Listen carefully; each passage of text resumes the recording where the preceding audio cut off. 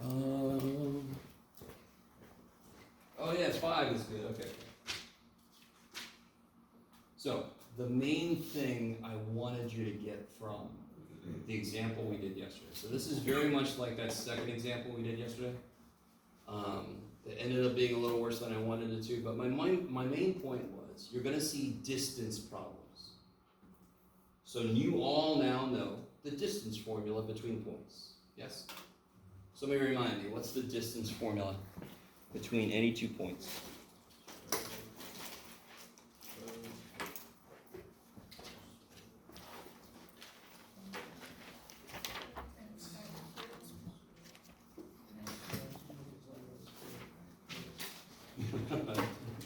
All right.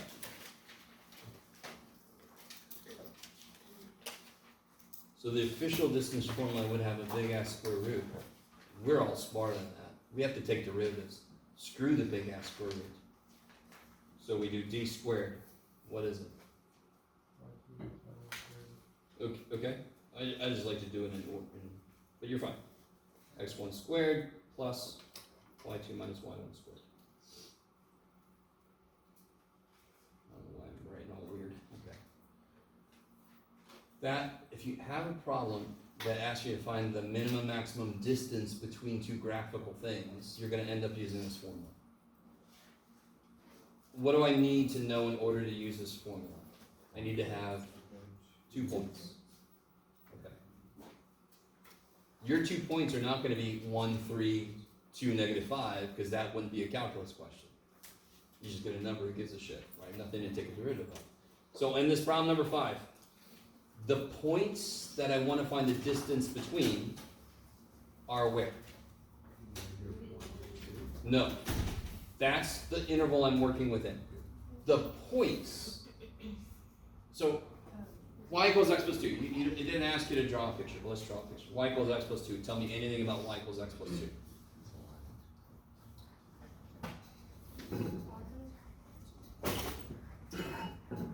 They gave me way too much space up here. Okay.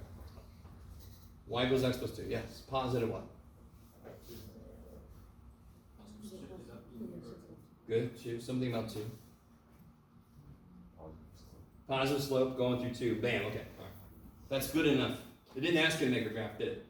So you just need a rough sketch. You don't even need to make a rough sketch, but I'm going to. What's the other dude? X squared. Okay. That one's nice. Yes? X squared. That one's going to be... Yes? So I'm operating between... what's really funny is, I believe this is where they intersect. I could be wrong. No, it's true. That's funny. You don't have to know that, but I'm operating between -1 and 2, correct? And I want to know the maximum vertically hitting it. Now, this is the power of making a rough sketch. Vertical distance. So can somebody do that in the air for me? Vertical distance. Okay, going over there. So, do you guys see how this could not be the answer? So this x is not the answer because that's smaller. Isn't this bigger? So could you approximate where the largest? Is it right at 0? Maybe not. It looks to be maybe over here somewhere, right? The biggest vertical distance between those 2 functions, yes? So most of the time, you can actually draw a rough sketch, think about the physical. You can make sure the problem makes physical sense. So when the word's on a paper, find the maximum vertical distance. You're like, what the shit is that? Make a rough sketch. Hey, vertical distance. The answer's not over there. The answer's not over there. It's somewhere in the middle. Okay, do you need this? Does this help you actually solve the problem? No, but it gives you a feel for what the shit the problem means, right? Now, my 2 functions were x plus 2 and x squared. Now, this is a really good skill to have, and this is one of the things we talked about yesterday. For example, if I thought the answer was here, wouldn't there be a point here and there's a point there, and then I could figure out the distance? You guys with me? Can somebody tell me any point on this parabola? Can somebody tell me what it is? What would the input be for any point? Any point. X. What would the output be for any point? X squared. Kick ass. So any point on this parabola is x squared. If I knew x, wouldn't y be x squared? So what's really funny is, to make a point that lives on a function that they give you, you just put x comma shit, right? So what's a point that lives on the line? X comma x plus 2. Do you have 2 points now? Can you find the distance? Can you then maximize? Okay. Is that, you guys? And the x minus x is just 0, right? Beautiful. So since it's a vertical distance, I'm not moving left or right, you kind of already knew that that's going to be 0. You're just going up and down. So to be really honest, if this is 0, I could then do the square root, because then that would kill this square. Do you see that? Then your derivative is easier. If you don't notice that, it'll still work. It would just be a little bit worse, the derivative you have to take. It would be a chain rule, right? Okay. So I understand from your perspective as a student, what you're wishing I would do is just say, just tell me when I see this, do this, and when I see this, do this. You ain't getting that shit from me. You can't. I can't do that for you, because it totally depends on what the problem is. In real life, are there only certain kinds of problems? Shit, no. Right? Go to the mailbox, you're like, what kind of problem is in there for me today? Oh shit. Don't know what it's going to be. Okay. That didn't help, Jeff. I don't care. Okay. Anything else? Hopefully that was enough to get you guys started. Yes? 76.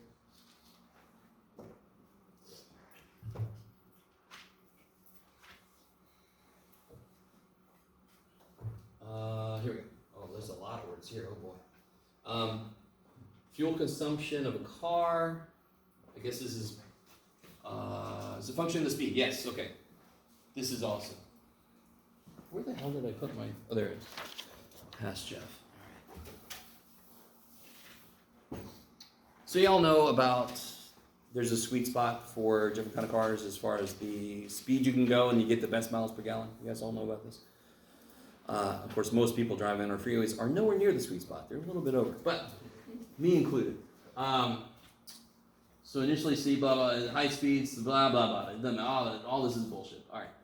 What must be minimized is not the consumption in gallons per hour, but rather the fuel consumption in gallons per mile, which kind of makes sense. Let's call the consumption G, using the graph estimating speed at which G has its minimum value. Oh, really? Is that all you want? What? Let me make sure I'm looking at this right. All they want you to do is to visualize.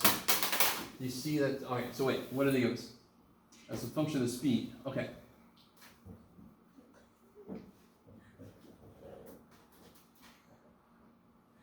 Oh, okay. So they give us this is a. I wish they would label their axes. That would be awesome. So I guess they sort of did. This is consumption. This is speed. So what they're saying is they want gallons per mile, right? Okay. Blah, blah, blah, blah, blah. So now this will be big ass G, which would be a different graph. It would be a different looking function. So this would be how much consumption of gas there is at certain speeds. So if I just look at this, in terms of velocity, you can see the maximum would be here somewhere, yeah? And they tell me it's about 30 mile an hour. But if I want it per mile, what do I need to do? This is currently miles per hour.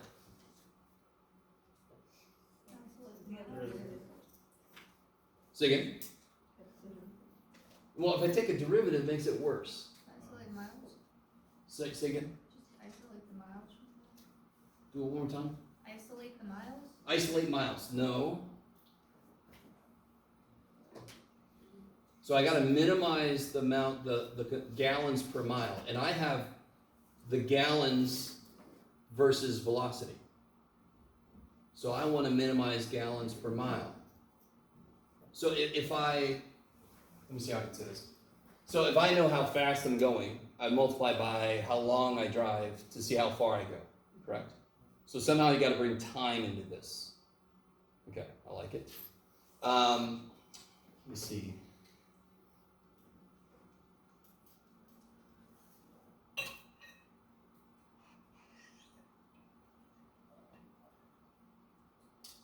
All right, so, all right, they tell me gallons per hour. Velocity is distance over time. That's true. Let me think here. So if I do, yeah, okay. Here. So if I have gallons per hour, and I know my velocity is miles per hour, how would I get gallons per mile? Change the hours down. If I divide these two, how do you divide fractions?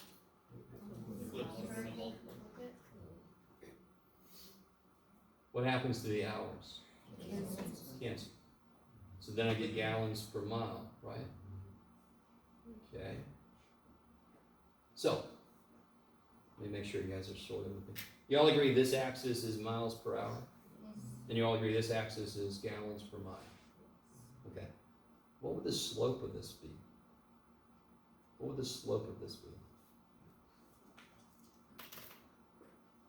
By the way, let me stop for a second. I haven't done this problem in forever. I don't know if you guys can tell. I picked this problem a long time ago and I just designed it. So I'm basically redoing it in front of you right now.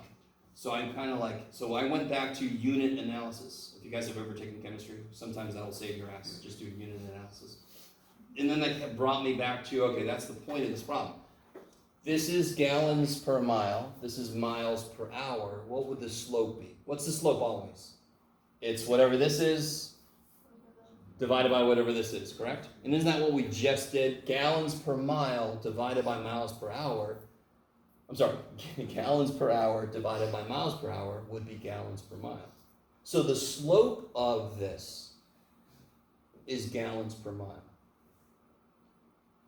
If this axis was apples eaten and this axis was seconds, wouldn't the slope be apples per second? So whatever this unit is, and whatever this unit is, the slope will be these units divided by these units, because slope is y over x.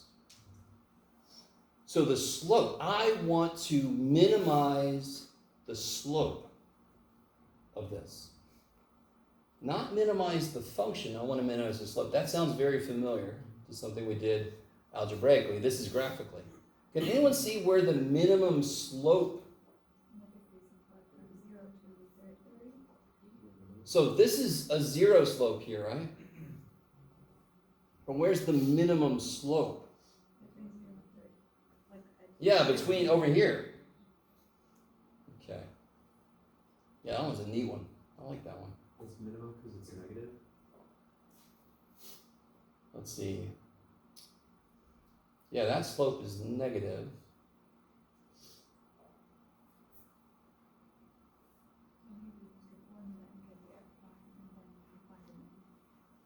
Yeah, it's not what I expect, but let's see.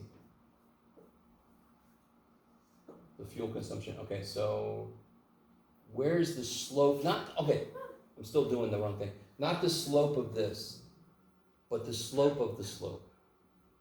Kind of like the second derivative. So what you can do, what do I wish they would have given me? What picture do I wish they had given me? I wish they would have given me the slope of this, because that would have been gallons per mile, right? Can you draw the slope of this? We've done that before.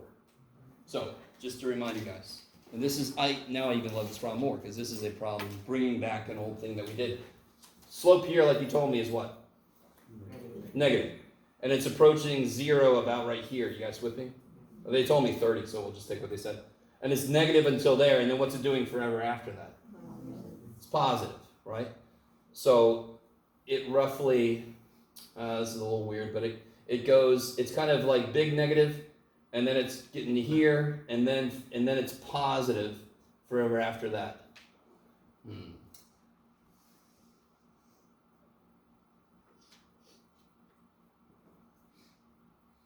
Yeah, so I think it would still be here. That's still not the greatest, is it? No.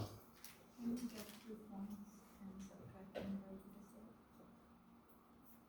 me think for a second.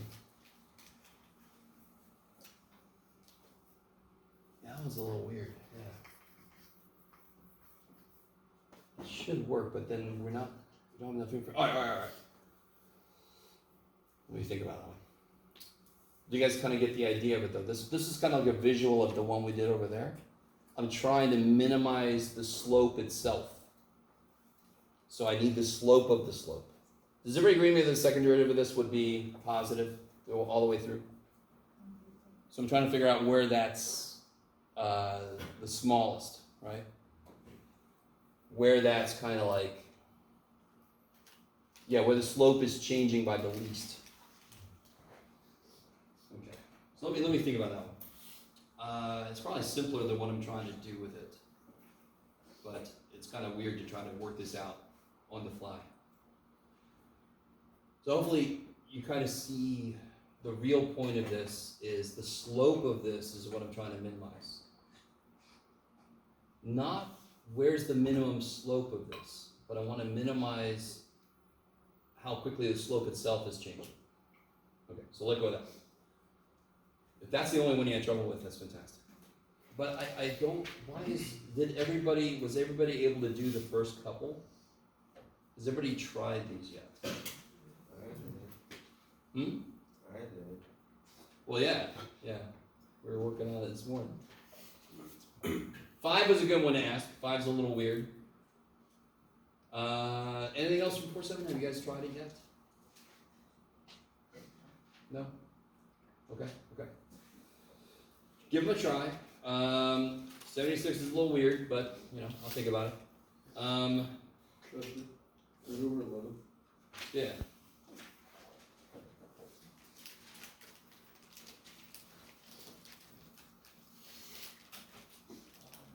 Oh yeah, this is a good one. Okay, this one's a little weird because it's trying to make you get a concrete feel for the problem. So the first question might be very strange, but I kind of did this yesterday.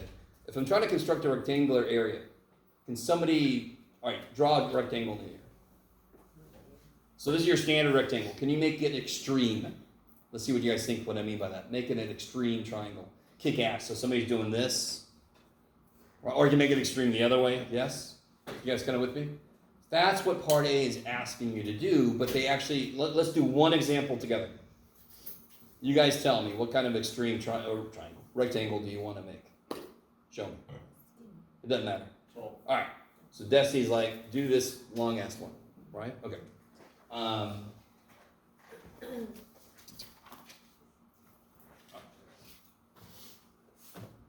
So the fencing I can use is 700 feet of fencing, but then I'm dividing into 4 pens, correct?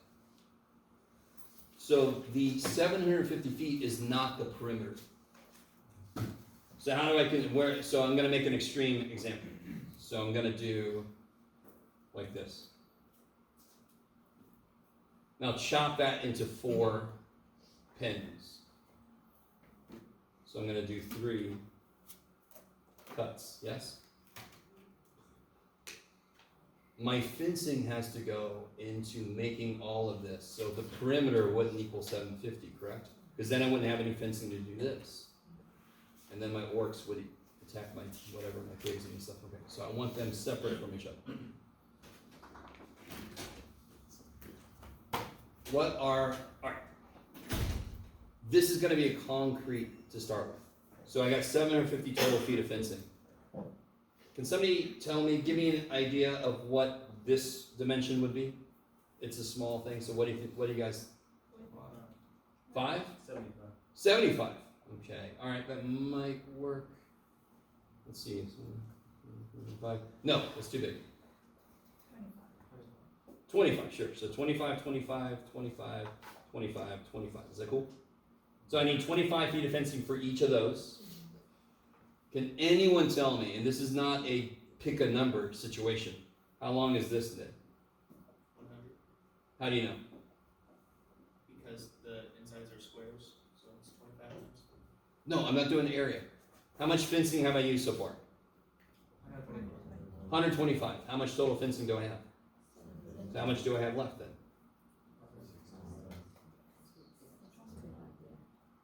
625. All right, so how long is this side? And how long is that side? 312.5, 312.5. You guys kind of, so in part A, you get to pick your numbers, but they better end up using 700 feet of fencing, yes? What's the area of this shape that we just made? What's the area? Don't overthink it. What's the area? How long is it? And how wide is it? 25. So the area is 312.5 times 25, yes? Now I do have students sometimes say, well, you lose a little bit of area because of the fence, but we're going to assume the fence is infinitesimally thin. If you don't want to, then you do your problem with the thickness of the fence. I don't want to do that. We'll say it's an electric fence. How was that? So it's not really a thing. No, it can't do that because they need fencing. Oh, sure. You guys with me so far? So we did a physical example of the way that somebody could use 700 feet of fencing to construct this shape. And then we can figure out its area. What is the area? 7,812. 7,812? Point something? Or no, just 7,000. 0.5? Okay. Square feet, I think, right? If you were to do maybe something like this instead, and then maybe this is now, like, let's make it 80, make a nice round number, yeah? It's up to you. Do you see how you can do everything we just did? 80, 80, 80, 80, 80. How much is that so far? 400. And I had 750, so how much do I have left to play with? 350, so now you know exactly how long these are. Yes? Do we? 175? So my drawing's not to scale, I don't care. What's the area? 80 times 175, which is 14,000.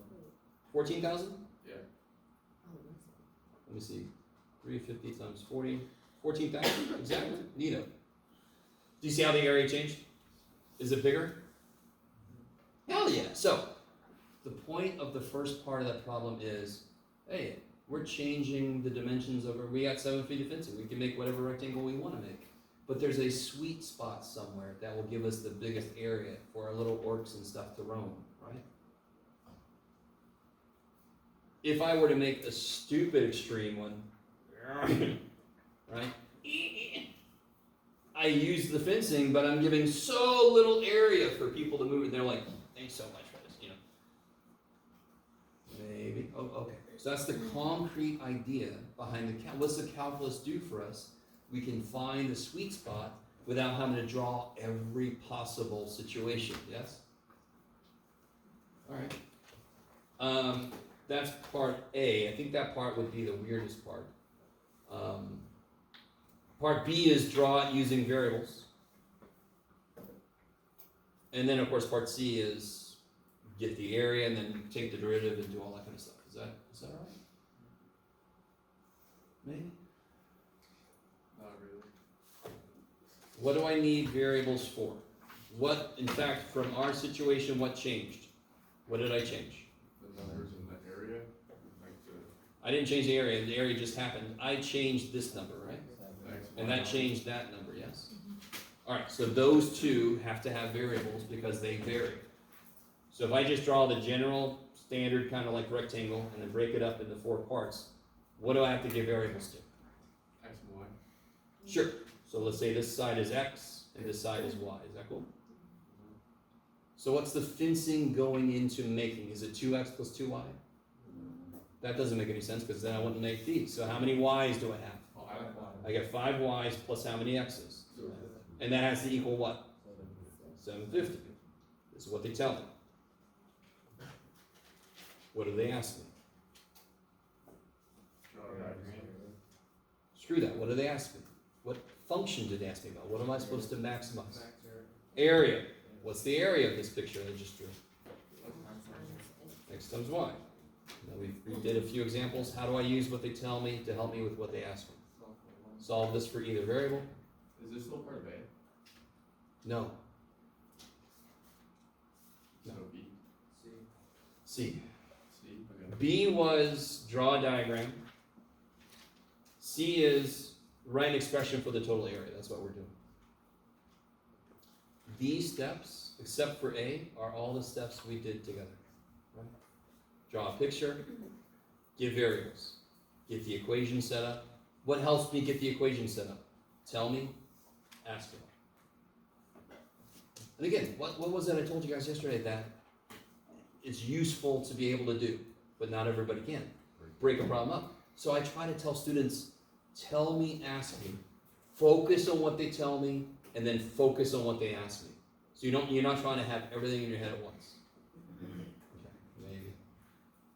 So you ready? So once I get the tell me, ask me set up, we hit something I'll call the SDT level, which is the same damn thing.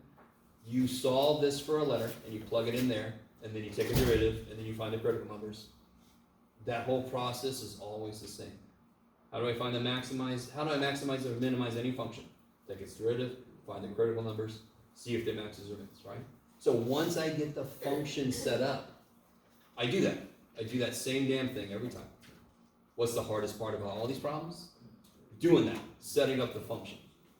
That's the hardest part about every damn word problem. Train leaves Wyoming, you're like, oh God.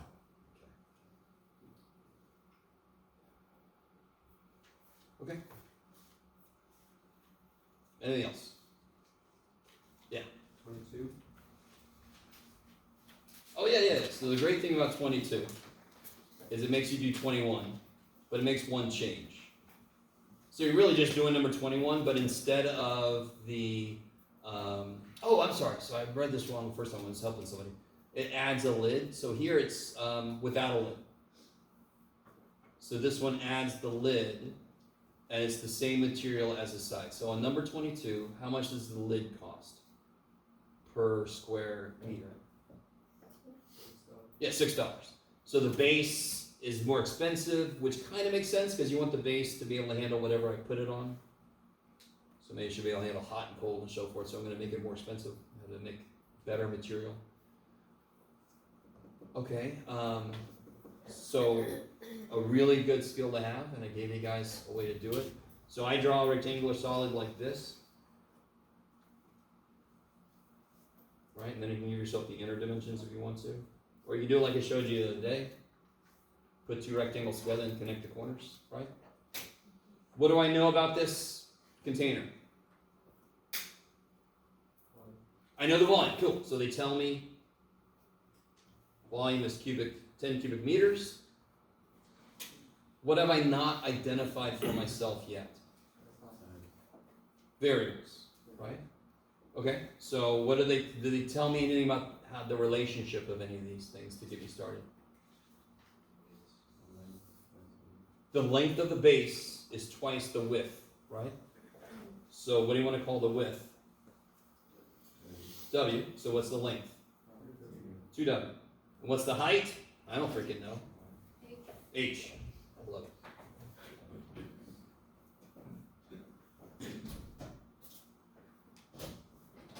So if you want to try to generalize problems, they love rectangular container problems. They're always going to be the same. They're going to give you some relationship between the sides and so forth, right? What's the volume of this? What's the volume of this? Yeah, 2W squared H, right? You just multiply length times width times height. And that equals 10. So what they tell me is 10 equals 2W squared H. That's what they tell me. What do they ask me about?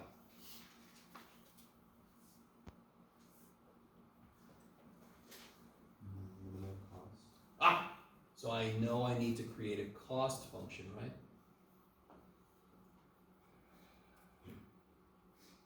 How much does the base cost per square meter?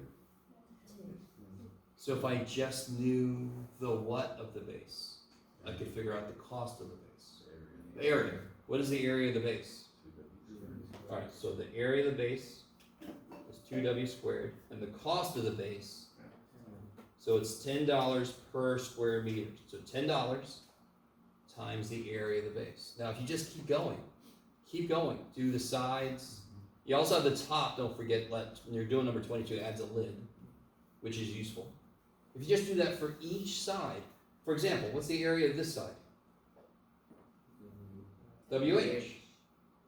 And that's $6 per square meter, so it'll be 6 WH. And of course, you can realize you have 2 of those, don't you? So that'd be 12 WH. So if you just get the cost for each side, you are constructing the total cost function, yes? And why do I know I need that? Because the problem wants me to minimize cost. So I need a cost function so I can attack it with calculus. Okay. Hey. So, if you are trying to get like a roadmap, when you see this kind of problem, do this, you're not going to quite get that. You are going to get a general, what am I trying to minimize or maximize? I need to get a function about that, and the tell me, ask me helps me do that. You're not going to get, when you see this, you just always do, no, you can't, because that's real life. The higher up in math you get, the closer to real life you get. And real life has problems from everywhere. Just a problem, who knows? You've never seen it before, oh shit. Okay. I'm not saying I'm going to put a problem on the test you've never seen before. Alright, is that enough to get you guys started? I mean, again, what's important? Whenever we go over a problem, how much does that specific problem matter? Not a damn bit. That specific problem don't mean shit. What means shit is, why did I do what I did? Drew a picture because it makes sense. Identified variables because I need them. What do they tell me? What do they ask me? I mean, that's the process, right? You're never going to get this problem from me. I'm never going to give you this exact problem. So don't focus too much on the specific problem. What's important is, why do you do what you do? Okay. So there's a bunch of different kind of problems, which is why I need you to jump in there so you have questions. I can't tell you how to do every problem like this because they're all a little different. All right, maybe one more question. Anybody have one more question? I've beaten you into submission. Oh boy. Okay. Let me do this. Yeah, we did Newton's method, which was a lot of fun. And I love Newton's method, and of course I do, because I'm weird. But just one more attempt at the idea. So if I'm trying to get this intercept, and I have a guess, right? I take a guess. And then I get the tangent lines of this thing. And that intercept is now my second guess. Couldn't that have been my first guess? My guess could have been anything near this, yes? So do y'all agree? That was my first guess, right? I found the tangent line, I found its intercept, that's my second guess. Couldn't that have been my first guess? Let me try this again. Couldn't anything around here be my first guess?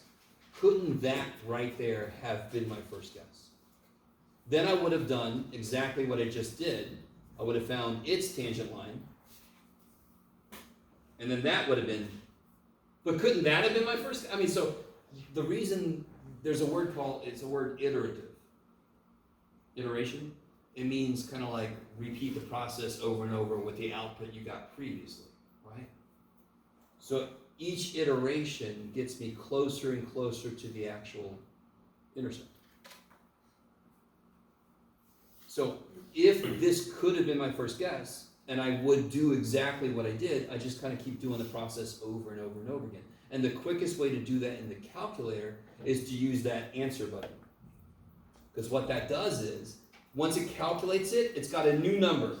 If I calculate it again, and I got answers all over, it's going to recalculate the whole damn thing with that new answer. That could have been my first guess anyway. So I would have done all the same shit with it. Okay, maybe. So let's try one quick example. Give us a, let's say I want to find the intercept between x cubed and, let's just make it not too crazy, x squared, let's do 4 minus x squared. And I want to find the positive intercept. Let me say that. Can you guys make a really rough sketch of that? semi-decent. Let me see, just make a rough sketch of each of these. What is that going to help me do? Find my first guess. I need to make a good first guess. Yes? Why does it know why? Because there isn't. So, Newton's method helps me find the intersection between two functions, right? Or it helps me answer like a equation. So, y equals x cubed, y equals 4 minus x squared. So I'm trying to set those equal. So the y is in the background. They're each y. So x cubed, of course, looks like, according to one of my colleagues, it looks like a giraffe, but I always joke him because it looks like a giraffe that lost his front legs. That's horrible. 4 minus x squared. What does it look like? Tell me more about the parabola. Upside down, and it's been moved up 4. So it's been moved up 4, and it's upside down. So I should have labeled some stuff. That would have been so smart. So 1 cubed is 1, 2 cubed is 8. So somewhere between 1 and 2, you guys with me? So when you make a rough sketch, it's got to be just good enough so you can kind of tell X-wise what your good guess is. So who would give me a decent guess, first guess? You should tell me one number. What's my first guess? 1.5. I love it. That works. Yeah, 1.5 makes sense to me. Maybe it's closer to 1, but we'll see. Let me stop for a minute. The very first step in a Newton's method problem is to get a good guess. Please, dear God, try to not graph it at the beginning. In your calculator. Do you understand? Try to do it yourself and then check. Right? Anybody remember what the next thing is? What function am I going to feed to this Newton's method? I'm going to feed the beast. Say again?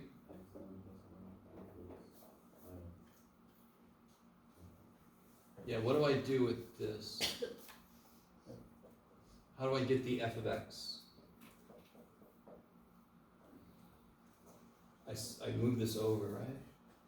I want to make this into a problem that is attempting to find that intercept, right? Newton's method primarily finds the intercept. In fact, in here, the x-intercept. So how do I convert this equation into finding the x-intercept? Set equal to 0. So now this equation says, what is the x-intercept of this? Do you guys see that? That's what that equation says. So Newton's method says, okay, I can help you with that shit. I find x-intercepts.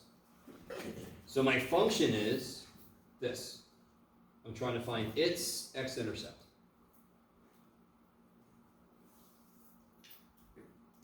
So what do I need for Newton's method? What do we need to calculate now? And again, I'm going to give you this, by the way. I'll give you this business. So what's one thing I don't have that I need? F prime. So what's f prime of x? 3x squared plus 2x. I like it. Now, and our guess is going to be 1.5, right? So when I go to set this up, this is the work you're going to show me. In the calculator, I'm going to type 1.5, enter. Because now that will be in this memory location, right? This is a very tech-heavy problem. So I'm going to do answer minus f of answer. So what's f of answer? The answer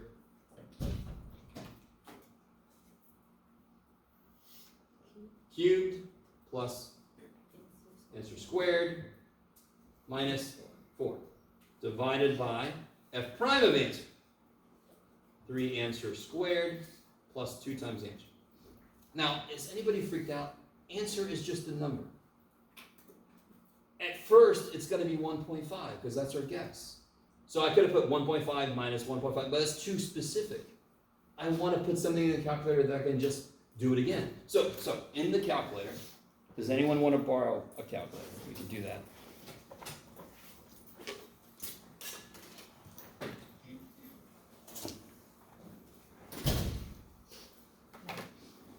So my first guess is gonna be 1.5. I'm gonna run it through this.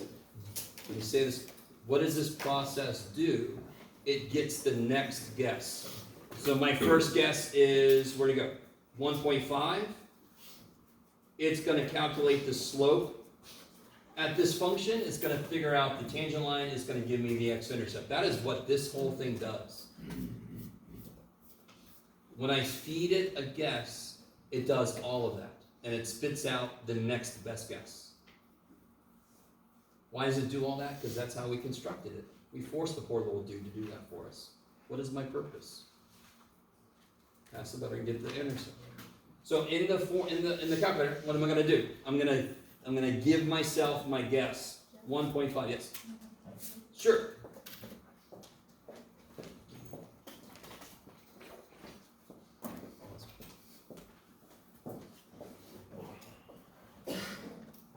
All right. So if you want to play along, put 1.5. That gets things started. That memory location ANS now holds 1.5. So if I do this, answer, sorry, Joe. Answer minus parentheses. Would you want to do double parentheses at that point? No. Answer minus answer cubed plus answer squared minus 4, close, that's the top. Poor little calculator doesn't have eyeballs, so I've got to tell the poor little dude what the top is. Divided by, parentheses, this is the bottom. 3 times answer squared plus 2 times answer. You press divide. No, Thank you. Yeah. Okay. Alright. So if I hit enter, it's going to improve our guess. So let's see what happens.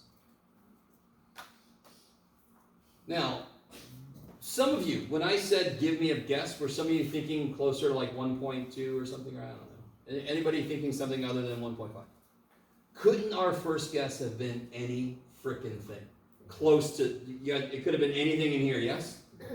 And it would have still been a good first guess. Our first guess could have been this, correct? I don't think it would have been 1.33, but it could have been something close to that. You with me? Then I would have just done everything we just did. I would have done it with that number. So if I hit enter right now, that's what it does. It redoes everything using that number. Why does it do that? Because what does ANS have in it? The last number on the screen. So if I hit enter again, is it changing now? No. Then I stop. And that's my guess.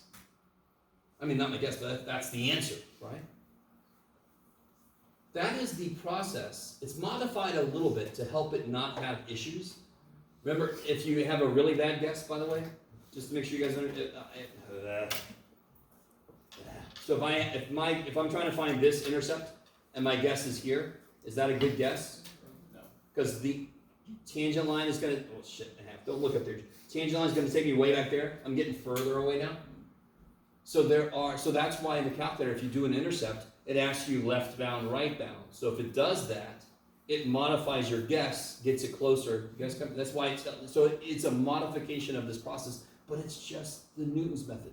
That's what the calculator is doing. And I'm hoping at least a few of you guys at some point in your life have gone, what the shit is this calculator doing to freaking give me the answer? Or do you guys just go, oh, magic? No. Yes. Is using answer giving the calculator the ability to use n+1 over?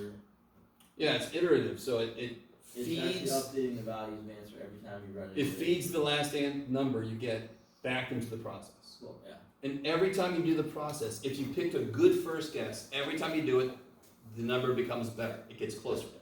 So if you do it enough, you get to within a good tolerance of what the answer is. Yes. So,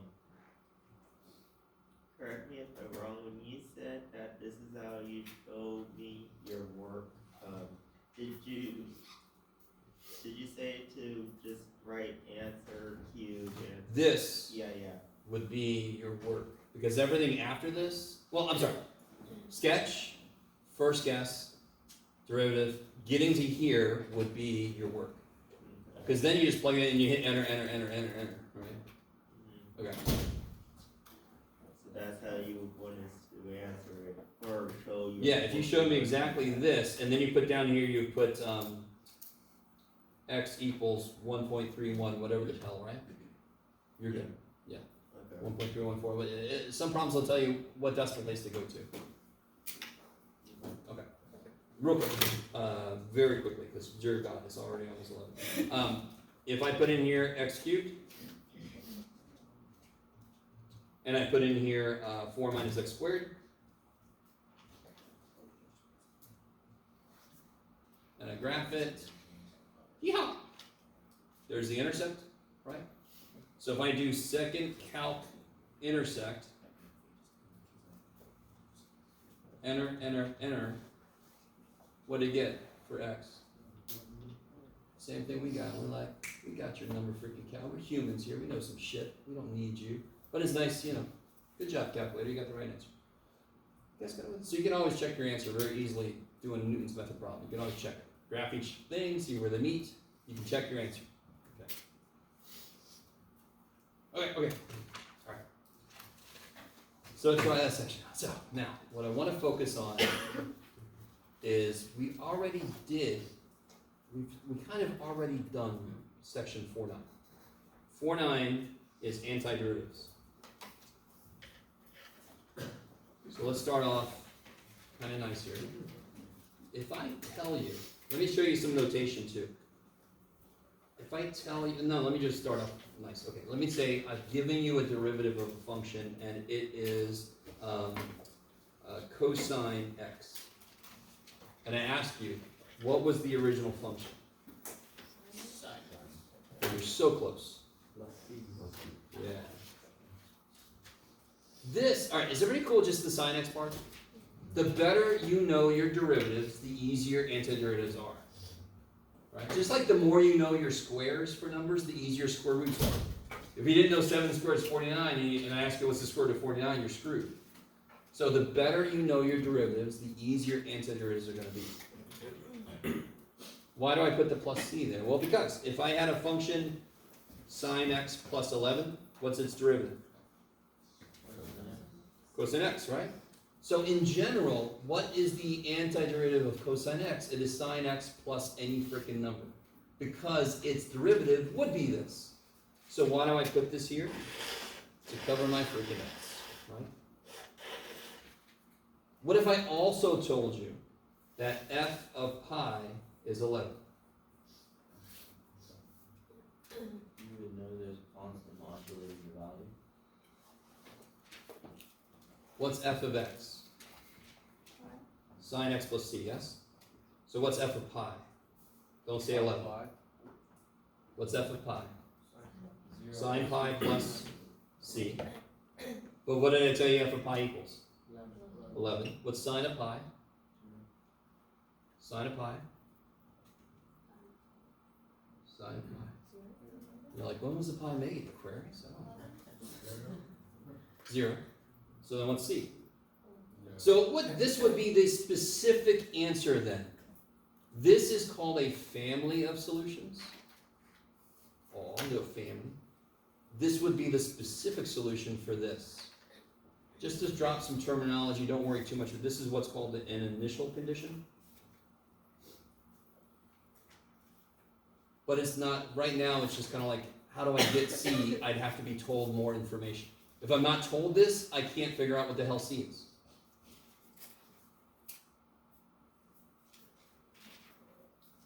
Okay. Alright, so what about if I tell you that the derivative is 1 over x?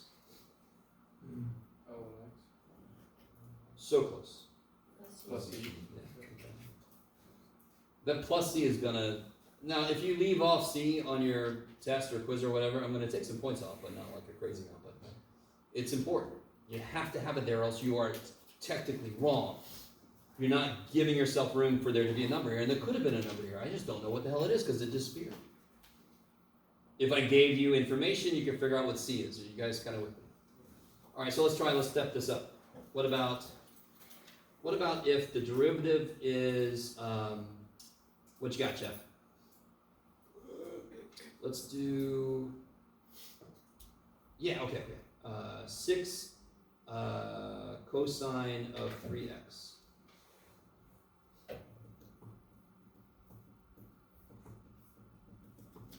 Now, real quick, now watch. Here's how you reason this out.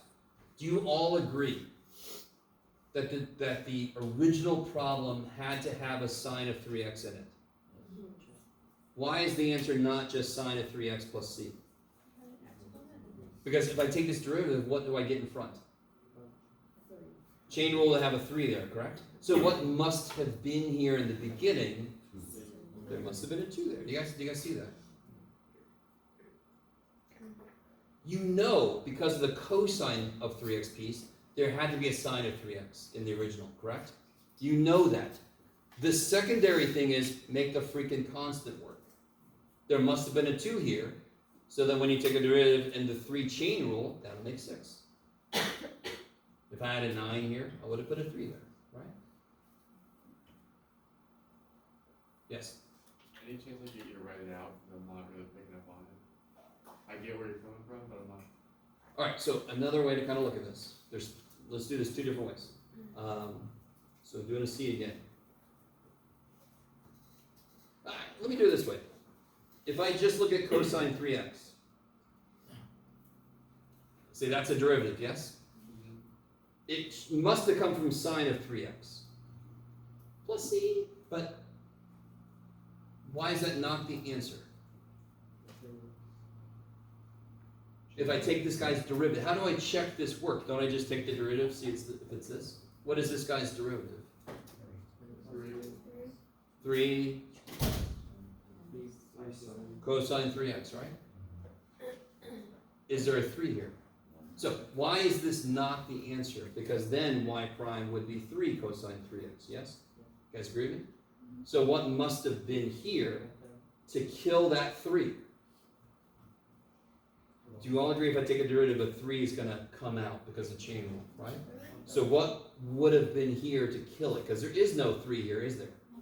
What must have been here to kill it? A freaking 1/3, yes. Okay. Let me stop for a moment. Okay. You know, I think they call it canceling out, right? Sure. Yeah, we want to, yeah, sure. You can call it canceling. I call it killing. I'm a very violent math person. Okay. You guys kind of get that idea? It's the heart of it. I know it's going to be freaking sine. I know it's going to be sine. But the inside would have had a chain rule, but there's no 3 there. So there must have been a 1/3 there. So what about, all right, let me take one step kind of sideways here. What if I had this? Sorry.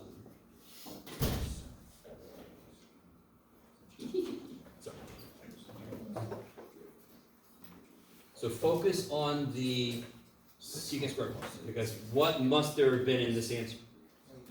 Tangent. Okay, I like it. Now, let's analyze if this is correct. If I take this derivative, I get secant squared x squared, right? Times 2x. Is that what I have? I'm done. I don't have to modify anything. I want you to really, somebody with me, secant squared had to come from tangent. So that part, there's no guessing, there's no finagling, there's no making things. No, secant squared had to come from frickin' tangent, yes? And then I go, do I get the right coefficient? If I don't, I have to adjust things, right? But sure enough, if I take this guy's derivative, I get a 2x. Okay, maybe. So if I would have had a slightly altered thing here, you do it, Jeff. Do you guys see that? If I would have put 12x secant squared x squared, what would this have been? It would have come from tangent, right? Put my plus c to cover my ass. There must have been a what here? 6, because the 2x would come out, but there's a 12x. There must have been a 6 there to make it become 12x.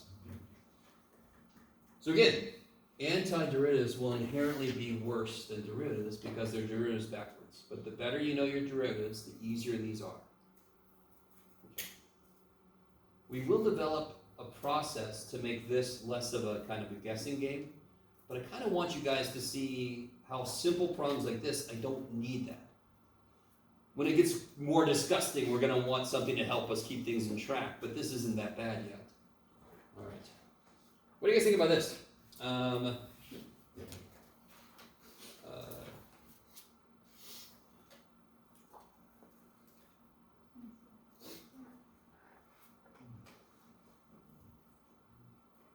that ln x plus 2? To be honest, it should be absolute value, but if you don't, you're fine. Is that okay? What's this guy's derivative? 1 over x plus 2. 1 over x plus 2. What's the only thing missing? Let's see. So you guys are cool with this. If the inside is linear slope 1, chain rule won't do shit to me. I don't have to worry about chain rule here, because what's the derivative of the inside? 1.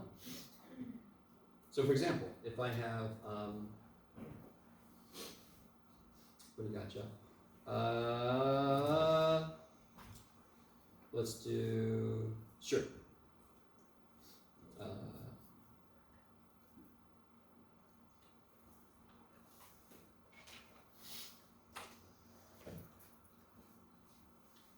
Secant squared would come from tangent, so cosecant squared would come from cotangent. You gotta be a little careful, it's co, negative, cotangent, x minus 7, plus c. Do I need anything else? This guy's derivative would be 1. I don't have anything to worry about.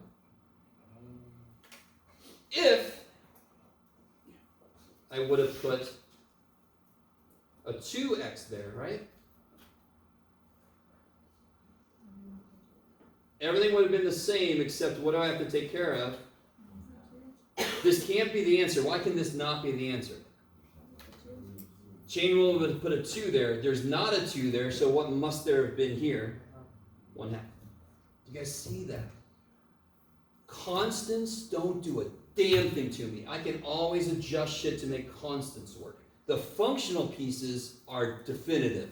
Cosecant squared comes from negative cotangent. It just does. The numbers, I can make them work. I can adjust it for the numbers. Numbers don't do shit to me.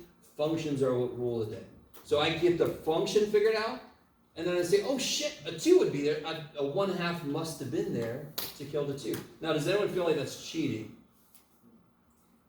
Like I just put a 1/2 there. But this function didn't exist a second ago. Of course I got to put a 1/2 there. There must have been a 1/2 there, because when I take a derivative, the 2 cancels. There is no 2 here.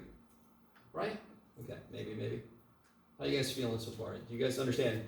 If you suck at some derivatives, you're going to so suck at their antiderivatives, because the better you know derivatives, the easier it is to think backwards.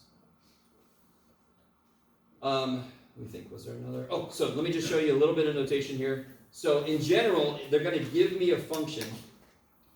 Doesn't matter, Jeff. Let's do it. Actually, you want to do a nice one? Yeah, let's do a nice one. Let's just do that.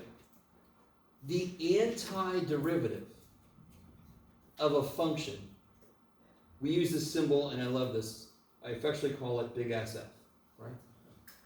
So when I take derivatives, I put primes. When I do antiderivatives, I make a capital letter.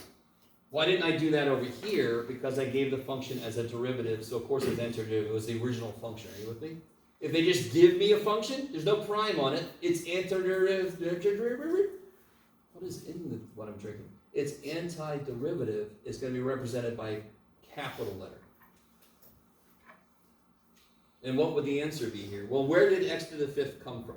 X to the... And now I can do the same thing we did earlier. This derivative would have a 6 in front. Is there a 6 in front? So there must have been a 1/6. Again, I don't know if that feels... I always get students that feel like it's cheating. We're constructing that function from nothing. So I can put a 1/6. I have to put a 1/6 there. It's not a choice I made. That has to be there. Because now when I take a derivative, 6 comes down. That's why there's a 1 there. Okay, maybe. All right, now, let me shut the hell up. My God, I'm getting sick of listening to me talk. I've got to, believe it or not, I've got a handout.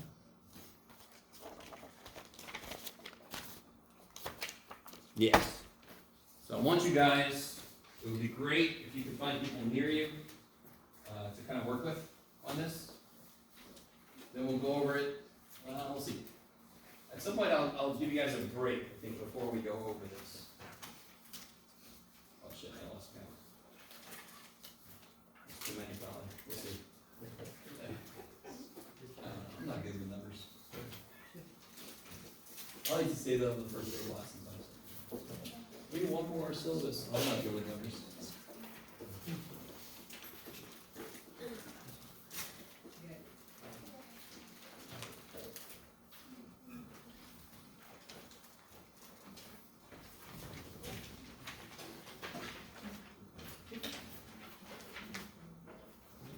So the first two questions on this page are derivative questions.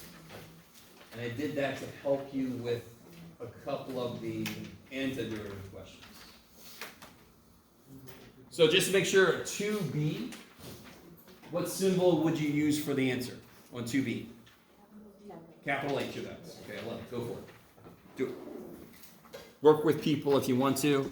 Call me over if you need to. All right, so the first two. What I really should have done here was to put like plus a number, but too late for me. So what's the derivative of ln x plus 2? Go. Because the chain rule will just be times 1, right? So whenever the inside is linear slope 1, chain rule doesn't show up. What about this guy?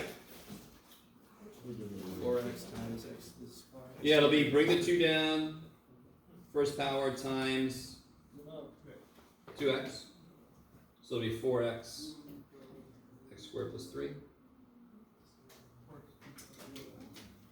So you brought it forward now, George? Say what? You did the 2x times the 2? Of course, yes, of course I did it. What's the only operation happening here? What's the only operation happening between the terms, between the parts? Multiply. So I can do 2 times 2x. In fact, do it. This is the simple simplification that you must do. Just collect, at the very least, collect all your kind of standalone terms at the front. Right? Okay. Now, real quick, based on this, what is the antiderivative of 4x times x squared plus 3? What is the antiderivative of 4x times x squared plus 3? This is a very easy question. What is the antiderivative of 4x times x squared plus 3? X squared plus 3 squared? Let's see. All right. So I don't know. This is going to help us somewhere. I don't know. All right. So what's this big ass f? Why is this one nice? Because what does the 5 do? It just goes back up. Is that cool? We're going to make a rule for x to the n, antiderivative of x to the n, but we don't really need it. But we will make the rule. 3x. Let's see. All right. Cool.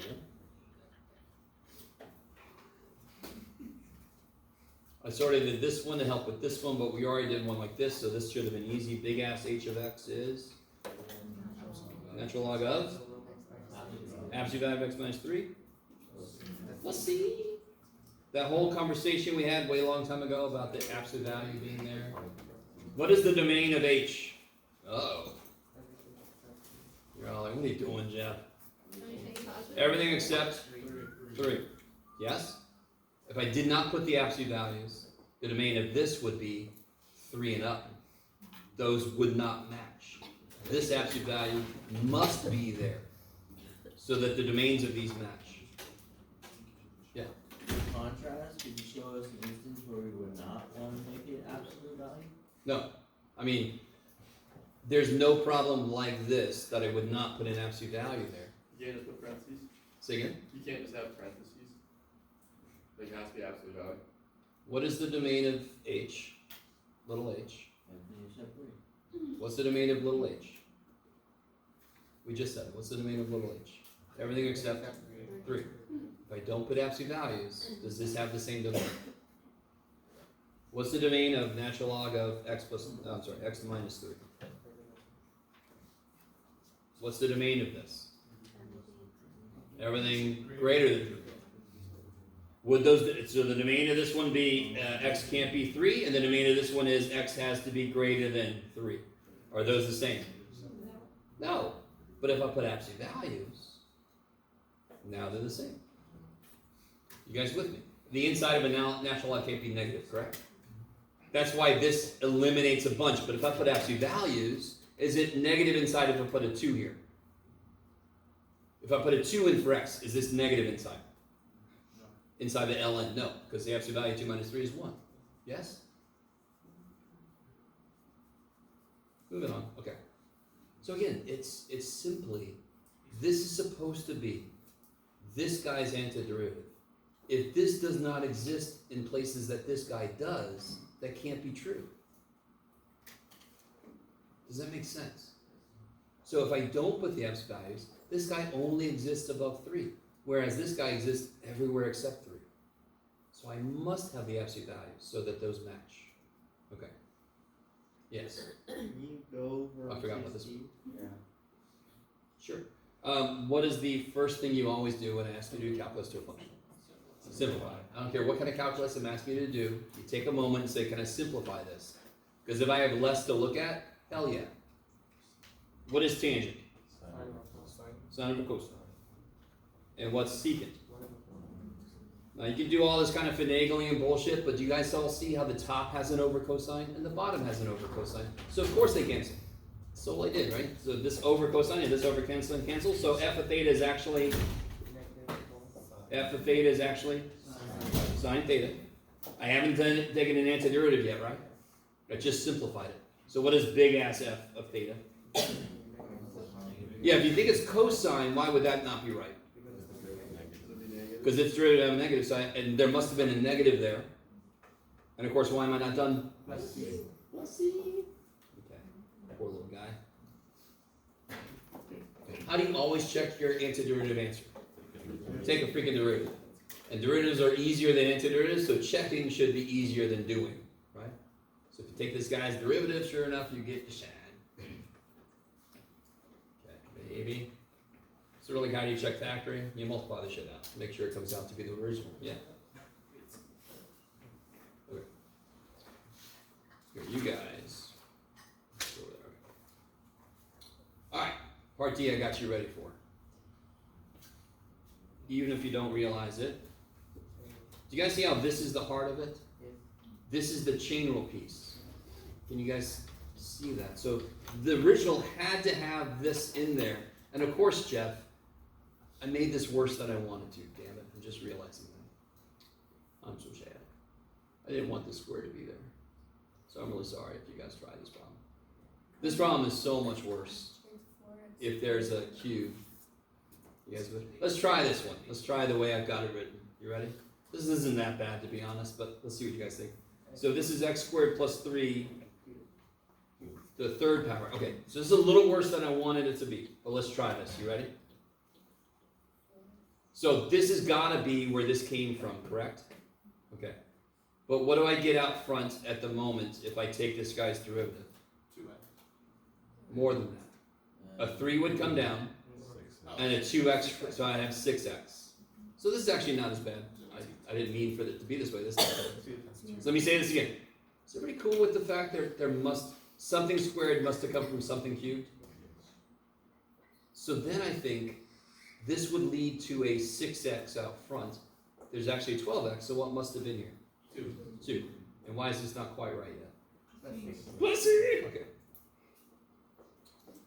What I meant was to have no 2 there so that it directly related to this, but too bad for me. So again, I really want this to make sense. Anything squared, where did it come from as a derivative? It came from something. It came from that thing cubed. Is that cool? If I take a derivative and I get shit squared, it must have come from shit cubed. You guys with me? You're all like, so much shit in calculus. Yes? Sorry, go back to C. Why is it negative? Oh, what's the derivative of cosine? It's not negative sign. Ah! And is there a negative sign? No. So there must have been a negative there to kill the negative that would come out. So the answer can't be this, because then I get negative sign, and I don't have negative sign. So there must have been a negative sign. Sorry. S-I-N-E versus S-I-G-N is so fun. Okay. You guys sort of with me so far? And again, this is new and this is backwards. Why is algebra hard? Because it's backwards. Yeah. I'm so confused on D. Okay. How did you get the 2? Oh, okay. If I just think this is the answer, what do I get as a derivative? Do I get this as a derivative? So a 3 would come out, times stuff to the second, times 2x. So what do I actually get? I get 6x. What's supposed to be out there? 12. So what must have been here? A 2. So again, does everybody agree with me that it must have this piece? That must be a part of the answer? Because if it's stuff squared, it must have come from stuff cubed. But Yes? why did you take the derivative of that?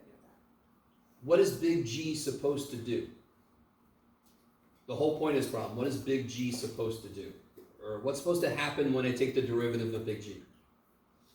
I'm supposed to get little g, right? Okay. Do I currently, if I stop here, do I currently get little g when I take its derivative? No, I get 6x. I don't get 12x. So there must have been a 2 there. Okay. And again, just to remind you guys, I'm trying to do some of these problems with you right now so you can kind of see why we're going to develop a method that's going to help us not have to kind of like guess and think ahead. You know, you're with me? So I don't have to do derivatives. There's a process we could use. But I just want to lay some groundwork of you could reason it out. In simple situations, you can reason it out. But we will eventually learn a process, especially when functions get really gross. I want some process to help me so I don't have to have this all in my head, thinking ahead, taking derivatives. Are you guys at all with me? That too, was it easy to get? Not really. I had to kind of think ahead a little bit and go, what would make this happen? But it wasn't like horrible. But there is a method we're going to learn that will help us get that more directly. I just want to lay some groundwork now. What about this one? Secant squared. Almost doesn't matter at first what's inside. Where would it have come from? Tangent. Of stuff. You never change what's inside, right? Can this be the answer? No. Why not? Because it would have a what? So it'd be secant squared 3x times 3, right? So I just love this idea. And yes, I will show you. It's called U substitution if anybody knows about it. I know that exists. But I really want you to understand you don't need that shit when there's not really a lot going on. If I leave this alone, that should be a 3 there. There isn't a 3 there. There must have been a 1/3 to kill the 3. A 3 wants to come out, and I want to immediately kill it, right? Or cancel it, for those of you who don't like blood all up in your math. Sorry. Okay, maybe.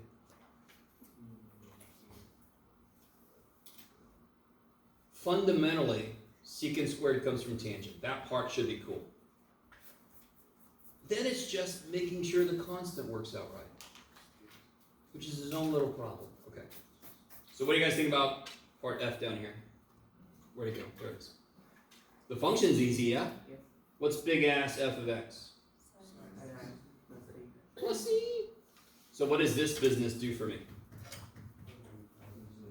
Helps me figure out what c is. So they tell me that f pi over 6, which is sine pi over 6 plus c, they tell me that equals 1, yes? What is sine pi over 6? 1/2. So what must c be? Now, one thing you gotta be careful with, don't do this shit and turn it in.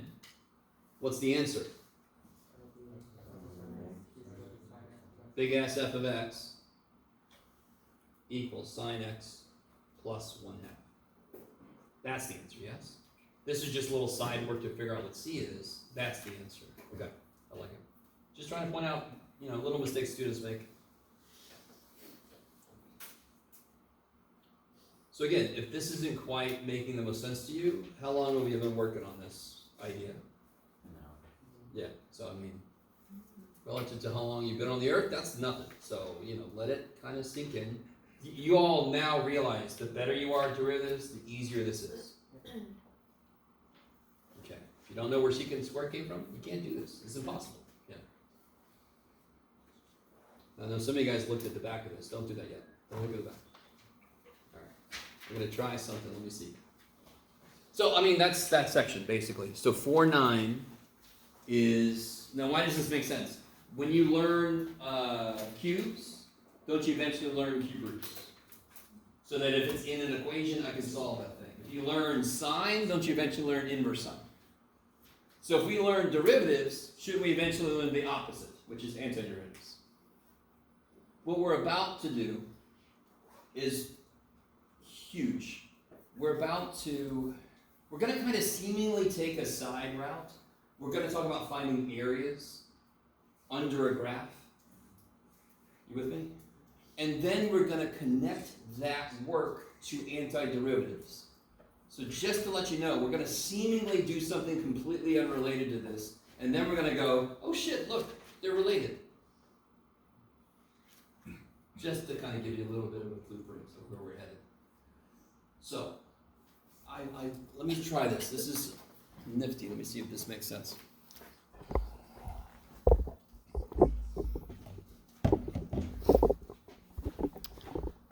Rawr.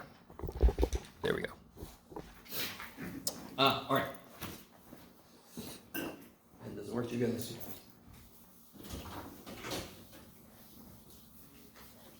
Let's say that I know the area of this space is roughly 4 square inches. You guys with me? Let's just pretend this is 4 square inches. You guys all with me? So the area of this is 4 square inches. Oh, look at that. Poor little guy. That's actually kind of cool. All right, good. This will make this easier. Is everybody with me? So let's say I want to know the area of this shape. How can I use this to help me estimate the area of that? Seeing how many you can fit inside. Yeah, I can kind of go, it's not going to work like I wanted to, too bad. I can kind of say, how many of these can I fit in here, right? I can do that and do that. I can just keep going, yes? Okay. I can do that, and that, and that, and that, and that, and that, and that. And then I can just count. For every one of those, it's 4 square inches, correct? I am using a shape that I know the area of to help me estimate a shape that I don't know what the shit the area is. Is there a formula for this shape area? Hell no, right?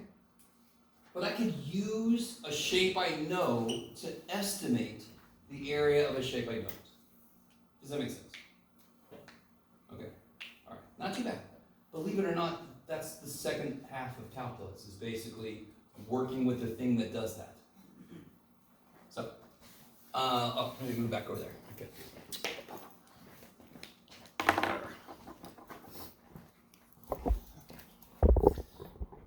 Y'all agree rectangles kick ass in terms of area? Yes, okay. If somebody didn't, I'd say you could do yours with the trapezoids if you want to. So here's the idea. And again, somehow everything we're about to do will relate to antiderivatives. So at first, there's no reason that should be true. So we're just going to focus on it like it's its own thing. So what we're going to work on is, if I'm given a function,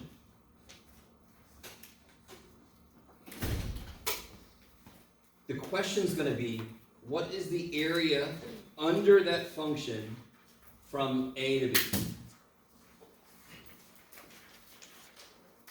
And really when I say under, I mean between the function and the x-axis.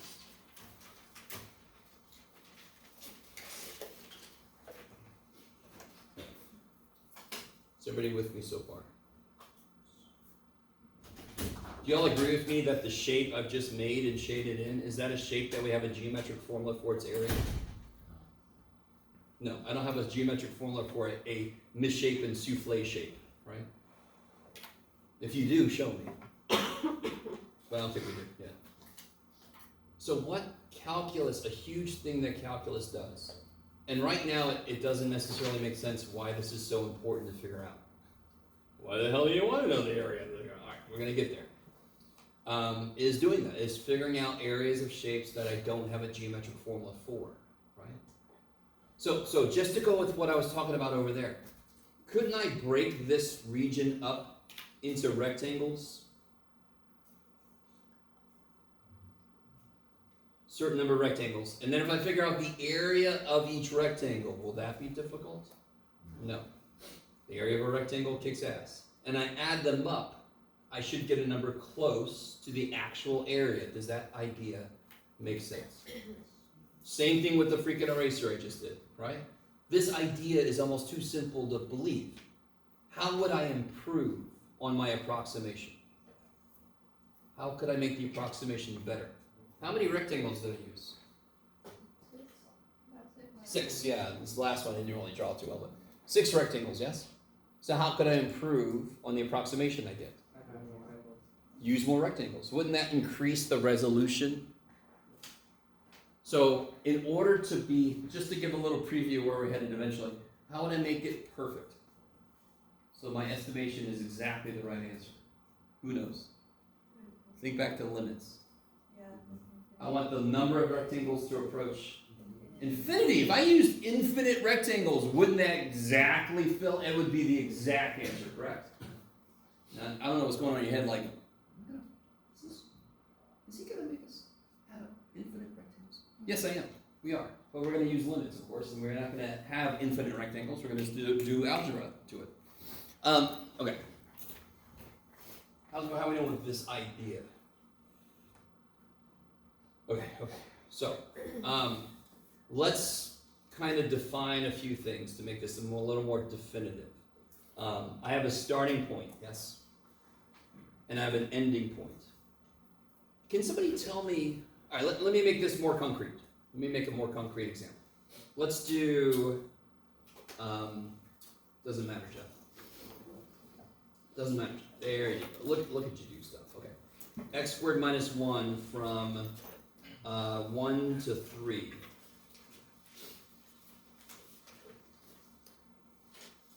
One squared minus 1 is 0. 3 squared minus 1 is 8. So 2, 4, 6, 8. I'm going to do by 2s. So I'm talking about the area like this. This area here is what I want, yes? So I'm going from 1 to 3. Okay, let me stop for a minute. Again, that looks sort of like a triangle somebody sat on. In your geometry classes, did you ever learn the sat upon triangle area formula? If you did, I really want to know. Of course I did, Jeff. It's, standard. So geometry would not do very much for me. In fact, if I treat that like a triangle, let me see if you guys know what cool this. If I treat this like a triangle, won't my answer be bigger than what it's supposed to be? Okay. But it would be like a good overestimate. Yeah? So, this is a 3. It's trying to be a 3. Let's say I want to use 4 rectangles. Can anyone tell me how wide each rectangle would have to be so it covers the area? How far do I have to go? 2. I've got to go 2. And I want to use 4 rectangles. So if I had to go 2 feet in every step I take, and I want to take 4 steps to go 2 feet, how big would each step have to be? Half. And then I would go 4 feet. I like it. So, in general, wouldn't we do b minus a? That's how we figure out how far we got to go, yes? How far do I have to cover divided by how many rectangles I want to use to cover it will tell me how wide each rectangle has to be. Does that make sense? So in general, the width will be b minus a divided by n. And what do you guys think n means? Number of rectangles. Yeah. Don't worry, I say triangle all the time, so I'm going to say it at some point. So in this case, and by the way, the symbol for width let's see if you guys see why this makes sense, is delta x. Because every time I do draw a triangle, I move on the x-axis. So it's the amount I move on the x-axis is the width. And that's going to be, in this case, it'll be 3 minus 1 divided by 4, because I said I wanted 4 rectangles. So how wide is each rectangle? 2. No. Oh. 1/2. So if I make each rectangle 1/2 width, they will perfectly line up in there, yes? They will perfectly cover that space. All right, let me stop for a minute. So the idea, I need you to hold on to this idea because it's silly easy. Use a shape I know to approximate a shape I don't. So we all understand that the answer we're going to get is not going to be the right answer. But it's going to be close. And how to make it closer? Use more freaking rectangles, right? Okay, I like it. Now we have a choice. Let's see if you guys are cool with what happens with this choice. How tall will each rectangle be? You agree with me that each rectangle is going to be at a different height? I'm not going to make them all the same height because then it wouldn't really do this well. Does anyone see I have a lot of choices of how tall each rectangle? Like if I had to estimate how tall would the rectangle be over here? You could say 3 tall, but then you've made a choice. How tall is each rectangle going to be? What's it going to be based on? I can base it on, to be really honest, all right, there's 3 main things we use, and in general, it could be anything between. So let me ask you this. Where's the first rectangle going to stop? It's going to start where and stop where? Start at 1 and stop at 1.5. You with me? Because every rectangle is 1.5 big. Are you guys with me? Okay. I like it. Some of you guys are looking like, no, but keep going. Okay. Is everybody cool with the width being 1/2? So if I know I'm going to start at 1, so that this first rectangle has to stop at 1.5. It's just a question of how tall it's going to be. So for the first example, I think visually this will make more sense. I'm going to do what's called using the right endpoint. So how tall this rectangle is going to be based on how tall the function is at 1.5. Now I could have instead used the left endpoint. We'll do that next. So can you draw on the next rectangle? How tall is the next rectangle going to, where's the next rectangle going to end? 2. And we've chosen the right endpoint to tell me how tall it's going to be. So I can start drawing from here, draw up, draw over. There's my next rectangle. So can somebody predict for me, is our answer going to be bigger or smaller than the actual answer? Because these are overshooting, correct? If I use left endpoints, can you guys see how that would undershoot? And then what do you think I do with the right and left endpoints to make it even better? Average them, yes. Crazy shit. Okay. And where's this rectangle stop? 2.5. I almost said triangle. Since I've chosen right endpoint to make it easy on myself, I'll go to the right side of the triangle. I draw up till I hit the function, then I draw over. Bam! Is that difficult? No. Okay. And then the last rectangle ends at 3. Bam! So that's definitely too big. What's the area of the, what do I have to figure out now to be able to do the area of the first rectangle? How tall it is, yeah? What's the output for an input of 1.5? Yeah. And do you guys remember, real quick, just to show you, don't have to do a bunch of inputs to the same damn function. Now, this function is not very involved, but let me just show you real quick. If I put it in here, just to remind you guys how this expensive-ass calculator helps. Do you remember a table? And if I do it, if I make it ask here, and let me just clear all this shit. Then I can put in there 1.5, 2, 2.5, 3. Then I got all my heights, yes? You guys with me? Okay, all right. Let me write that down. So for this first rectangle, what's its area going to be? I'll call it area 1. How wide is it? Half. Half. How tall is it?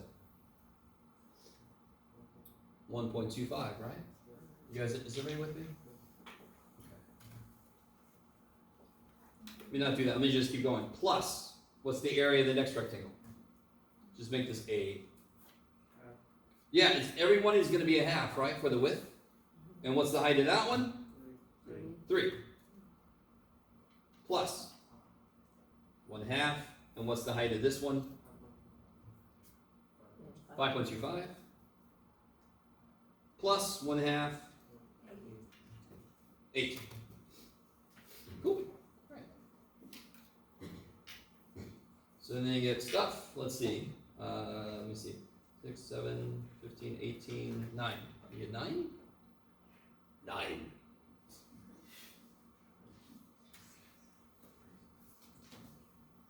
Is anybody helping me? Nobody's doing it. You suck. Somebody help me do it. Save me from myself. Be double check while you guys do that. Oh, that's not right. 6.5, 9.5, 17. It's almost 9. It's 8.75. Okay. I apologize. I suck. So then I get 8.75. Remind me, was that too big or too small? Too big. Can you guys, let's see if you can do this. Well, maybe I'll go with you here. Now, so this is right, and put AR for right endpoint. That's what we get for the right endpoint. We can do all this again for the left endpoints. So a lot of your work in the homework is going to involve left endpoints and right endpoints. And they're going to ask you, is it an over or an under estimate, right? I need you to understand, here for this problem, I'll do this real quick. I'll draw it again, we'll put the rectangles in, but you don't have to do that. I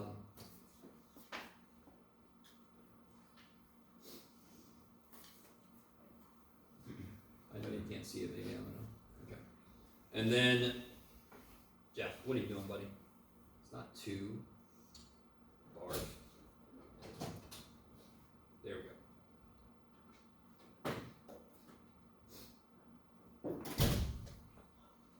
Okay, there it is. Now, when I draw the rectangles in this time, what's going to be weird about the first rectangle? It's still going to stop at 1.5, but how tall is it going to be for left endpoint? 0. Boop. How tall is the next rectangle going to be? Now I'm doing left endpoint, so go to the left side and then I go over. Left side, over. 1.5, Jeff. You went too far. That's why it's a good idea to draw that in first. Left side, over. Okay. So is that going to be an under or an over estimate? Under. What's really cool, and I want you to notice this. Do you understand? I need you to understand. Isn't this our second rectangle? Do you guys see that? Isn't that the second rectangle?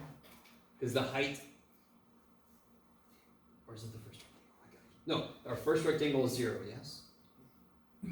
Our second rectangle is going to be based on the output of 1.5, which is what our first rectangle here was based on, yes? So I've got 0, and then I've got this, this, and this. That's going to happen a lot with left and right endpoints. I don't know if you guys are really with me. Let's do this. Okay, sorry. How tall is this rectangle here? How tall is the second rectangle? The output at 1.5, which we already know is 1.25, yes? So it'll be 1/2 width times 1.25 height. How tall is this rectangle? 3. And how tall is this rectangle? 5.25. So this happens a lot. There's a lot of repetition when you do right endpoint and left endpoint because the heights are based on the same inputs, just for different rectangles. Okay. I'm not sure if you guys are really with me on that. And obviously this is going to be less. So what do you guys get here? Let's see, 6.5, 9.5, 4.75. 4.75. Okay. So this is area using left endpoints. And just to remind you guys, area using right endpoints was this. So what's our guess? The area would be 6.75. How did he get that? He just average that shit. Does that make any sense? We know that the first thing we did was an overshoot. The second thing we did was an undershoot. So how do I improve both of them? Average them together. Now, just to jump ahead the slightest bit, and just because I really want you guys to kind of believe in this shit, I want to show you what the actual answer is. So I'm going to give away a little bit of the plot here, but that's okay. Can we all, if you want to, put the function in here? What was it? There it is, x squared minus 1. Zoom sharp. Zoom 6. Yeah, go away. Okay. Yeehaw! Now, if anybody's paid attention when you do second calc, do you guys see anything like, I don't know, number 6? Just to show an example. See what number 6 says? What is that? Derivative. So if I do this and I say 3, it tells me the slope of 3. Okay, sorry. And the crowd goes, eh. I thought somebody would go, why didn't you tell me that earlier? Not too bad. So if I go second calc, this last dude, I'm okay with not, just this last dude, some of you guys know these symbols, some of you guys don't. I will just tell you that this last dude relates to the area. We're going to make that connection later, but I just want to show you how close we got. I want to show you what the actual answer is. So if I do this, this is so cool. Where did it go from to? Where was this from to? From 1 to 3, yes? So I want to go from 1 to 3. Now watch what it does. This so kicks ass. Watch the screen. Or watch your own screen if you're doing this with me. Look at that shit. Look at that shit. Now what did they get? We used 4 rectangles. Is that a lot? And what did we get? 6.75. And look what this calculator is. Expensive ass calculator. We weren't that far off. So if I use like 8 rectangles, forget about it. I'm going to be really close as shit. And why would it be better for more rectangles? Because then they fill in all the gaps better, right? Are you guys kind of with me? It won't over or undershoot much at all in that case. So how are you guys feeling so far? This feels a little disconnected. I don't blame you. So this sort of feels like now we're talking about areas. What the shit? But this will come back to antiderivatives eventually, yes. Would you push on your calculator down to get that? Here we go. So put it in. Go to second calc, and the last dude, this guy. If you don't know this symbol yet, you're fine. You're not supposed to. I'm just telling you it means. See that little symbol in front? Doesn't it look like a letter S that somebody kind of pulled? That's exactly what the shit it is, by the way. It's just a freaking S that went, let's do this, and let's make it simple. Take an S and just do this. That's how we made the symbol. I've seen it on our books too. Yeah, and the S stands for sum. That's an infinite sum of that's a sum of an infinite number of rectangles. Is what that means. That's why it gives me the exact answer. You guys are all with me. There's more to the story, and we're gonna get there, but that's enough for now. Yeah. Random thought. Does this have anything to do with music by chance? No, we like to pretend it does. Like the front of our book, isn't it a violin or something or a cello? Where's my musicians at? Where are my musicians at? Oh, okay. So if I do this, and then I go 1 to 3, it'll tell me the area. Okay. You guys, how you guys doing? This really is not that bad yet. So, let me take a little side note and see how many people know this. Does anyone know this symbol? Some base. Okay. Yeah, this is the Greek letter S, capital letter S. If you've taken any statistics, you know lowercase s is standard deviation, uppercase s is sum. Add up a bunch of whatevers, right? This symbol by itself is sort of like this symbol by itself.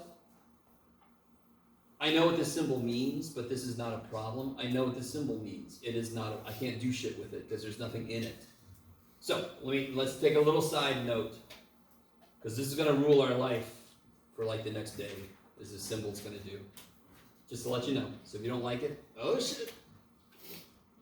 So if I give you a bunch of numbers, 1, 2, 5, 7, and I say this, what does your gut instinct tell you that's asking you to do? Sum up the x's. Ooh. Okay, so how do I sum up the x's? What do you mean? 50. All right. Whoop-de-doo. What does this mean? Yeah, that means get that and then square it. So what do you get there? 225. Is this the same thing? Do you guys see how these are very different? You know, so if I cover the symbol up, that tells me I need, why was this easy? Because did I know the x's? Yeah, so then I can add them up. Do I know the x squares? Yeah. Not yet. I mean, I can figure them out. So what do you get for x squared? Now I can do this, yes? So what am I summing? 79. Notice these are very different. Of course they are, right? This says square them, then add them. This says add them, then square them. How's everybody feeling so far? So again, all of mathematics is this different language. We've chosen symbols to represent words. This symbol just means add up all of the blanks. That's what that symbol means. Add up all of the blanks. So, I want to formalize this process. And even if you don't want me to, I'm going to do it. So each one of these, what was the 1/2? Delta x. Where did we get this from? Anybody remember where that came from? Next. Plugging the specific x value for that rectangle in, yes? Okay, so let me draw a general example. Have a function from a to b. Could be doing whatever after that, blah, blah, blah. And I'm using n rectangles, so they have a width of b minus a over n. How are we doing so far? Nothing amazing. Okay. So my first rectangle starts at A and ends at, so we're going to call this x0, and we're going to call this x1. So the general position, what would a general position for a rectangle be? How could I define this? I'm going to define it as xi. All xi means is it's the ith rectangle's stopping place. Does that make sense? Okay. Would you write it as xi or like x? Say again. So you write it as xi? Yep. Is it pretty cool with this is x0, this is like where you start, and then x1. I could say x1 is where the first, if I'm using like right endpoints, x1 is where the first rectangle ends. So where does the ith rectangle end? Xi. I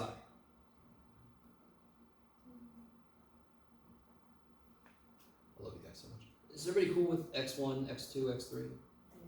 Okay, so what is the general x? I have to give it some kind of notation. I'm going to use x. I could use xj. I could use x whatever. I don't want to use xn because I already got n. So we just use xi. Why do we use xi? Because that stands for like the index. That's how I've indexed that, xi. All right, so every rectangle, look at the ith rectangle. What's its area? What's the width? Don't overthink it. What's the width? Delta x, right? Okay. So the width is delta x. What's the height? How do I figure out how tall it is? This is the input, so how do I figure out how tall it is? If I know this is the input, how do I figure out the output? Plug it in.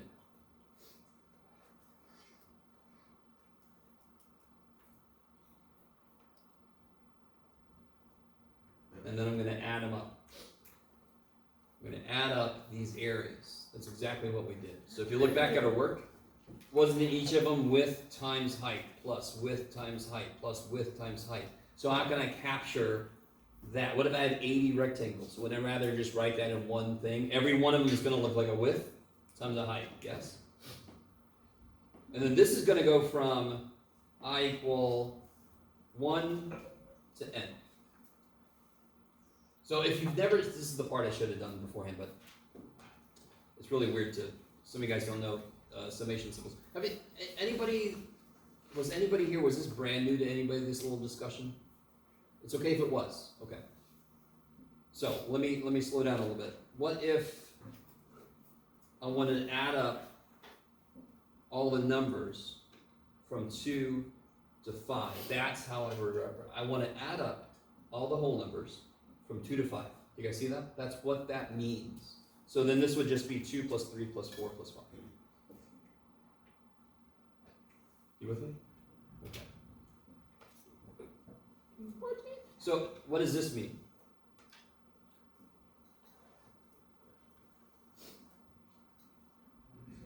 Well, the inputs from 1 to 7. Add up all the values. This is for I equal 1 to 7. So what would you have to do? Plug a 1 in, plus. Plug a 2 in, plus. All right. So that's what these here mean. They tell me what inputs to use. So for the process we're doing right now, aren't I adding up n rectangles? So wouldn't I start with the first rectangle all the way to the nth rectangle? You guys agree?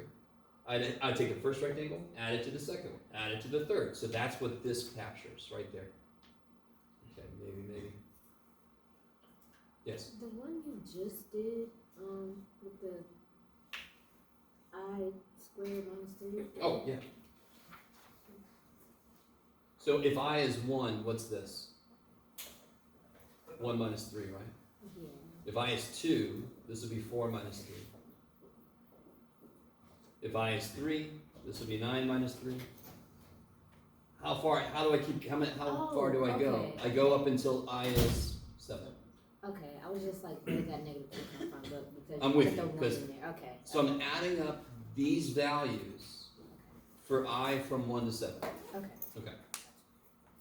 That's why the first one was easy, because I'm adding up I for I. Okay, I know what I is. This one's harder because I don't know what the hell I squared minus 3. I got to figure it out each time. Yeah. Okay. So let me write this a little bit more. This is a little out of order from what I'm used to. We normally just put the F first, just because. Later this semester you'll see why. So if you're brand new to summation symbol, it's not that hard to deal with on a computational level. It's going to get a little more interesting here in a bit. So let's do this. I've got 2 different levels. I think on the back of the sheet we were working on earlier is 1 level. This guy.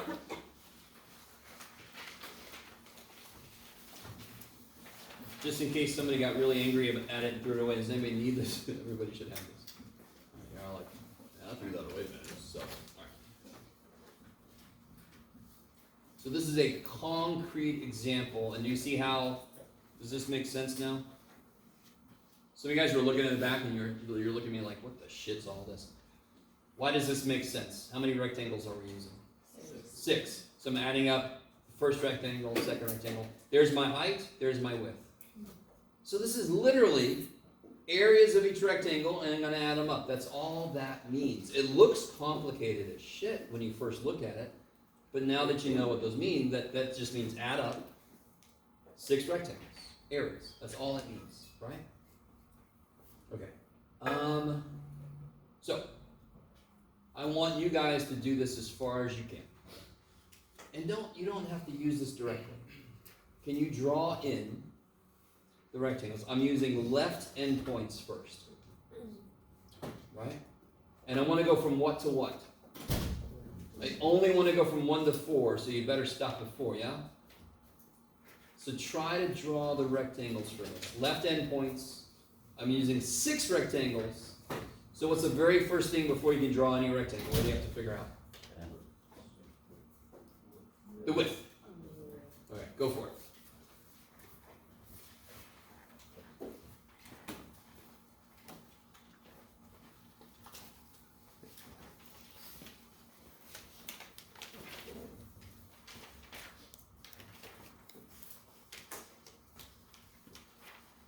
Yeah.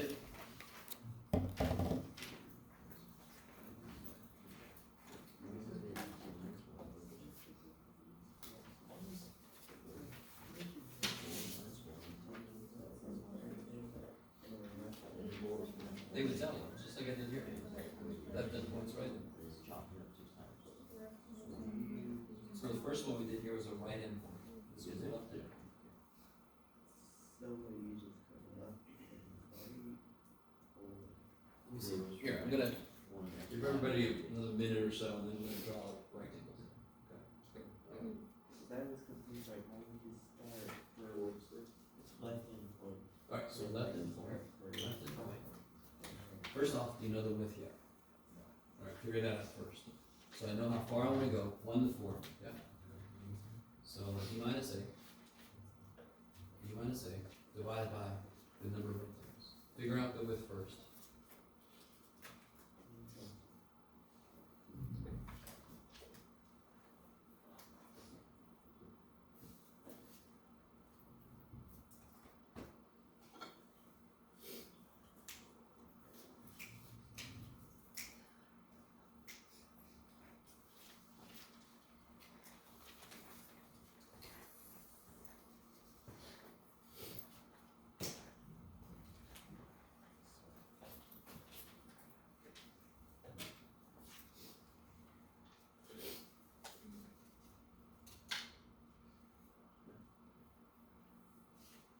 Has anybody figured out the width yet? Yeah, so you want to go to 4, you're going to start at 1. So you see how far you've got to go.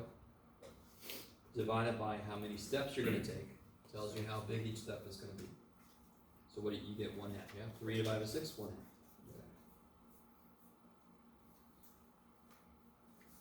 Now you have to keep on yourself about the interval you're doing this over. You're going from 1 to 4. And we're doing left endpoints first, correct? So really good idea to save you from the mistake I made earlier when I made my last triangle. See, there it is. My last rectangle too big is identify all your stopping points before you draw any rectangles. So what's my first stopping point? Yeah, 1. What is this? 1, 2, 3, 4. It's right there. Here, Jeff. Just freaking slap them on, buddy. Okay. So I'm going to stop there. And then I'm going to stop at 2, right? Then I'm going to stop. So let me identify this. This is 1.5, 2, 2.5, 3, 3.5, 4. Okay, let me stop first. You guys with me? Kind of makes sense to indicate to yourself where the rectangle stops so that when you start drawing them, you know where the hell it stops. Now here's the key. Everybody watch this. How do I know how tall to make the damn thing? Well, this first dude is left endpoint, correct? Oh my god. Okay. Left endpoint. So the height is determined. So do you all agree the first rectangle is existing between these two things? Yes. Okay. So the left endpoint is going to determine the height. So I just literally draw until I hit that, over, down. So now the height is determined by the left side of the rectangle. Literally, that's awesome. That's why we call it left endpoint. So the next rectangle starts where the first one ended. Go up, over, down, up, over, down, up, over, down. What am I doing? Up, over, down, up, over, down. Okay, and then I end. Oh, that's pretty good. Okay. Yes? So the last two, it would be focused on the left side. Yeah, left side, left side, left side, left side, left side, left side. So those would be on. So overall, is this under or overshooting? There's a little bit of over at the, but it's extreme under here. Extreme under, a little over, so overall this is an undershoot. You guys see that? There will be a couple of homework questions that say, will this be overestimate? So if you draw it in, you can quickly tell. At the moment, you don't have to directly use this. I just want you to be really aware because pretty soon we're going to be directly using this. But right now, you can just concretely do each rectangle, yeah? Now here's one thing I want you to realize. Won't every freaking term you're about to write have the width in it? So I could just put a 1/2 out front. 1/2 times the height plus 1/2 times the height. You guys, that's one little thing you can do for yourself. Is everybody? Each one of them is going to have a 1/2. Yes, each one of them is going to have a 1/2. So let me just factor the damn thing out. So what's the height of the first rectangle? It'll be f of 1. Second rectangle. Now I can just keep adding 1/2, yeah? And I should end up with how many f's? 6. Good. Shit. 1, 2, 3, 4, 5, 6, yay!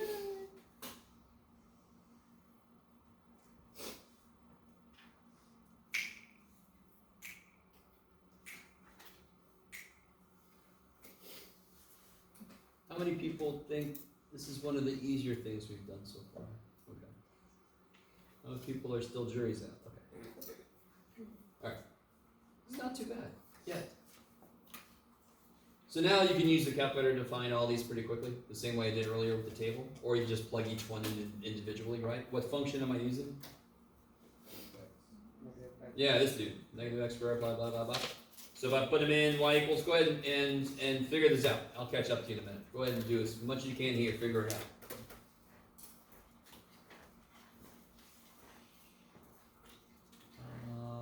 Yeah, okay. What can I make it?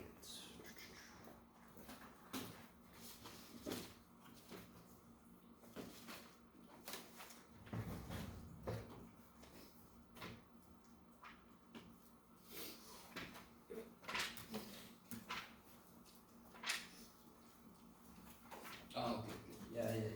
Okay, maybe we can make it there. If we can make it there.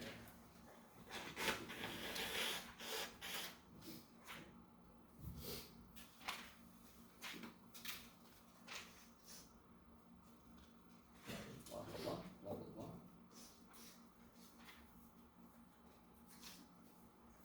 Yeah, okay, good.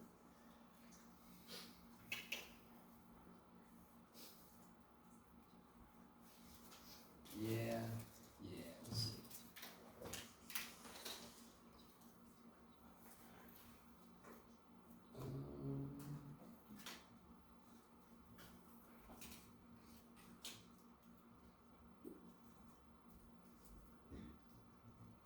You didn't square it. Oh, poor little dude. Oh, shit.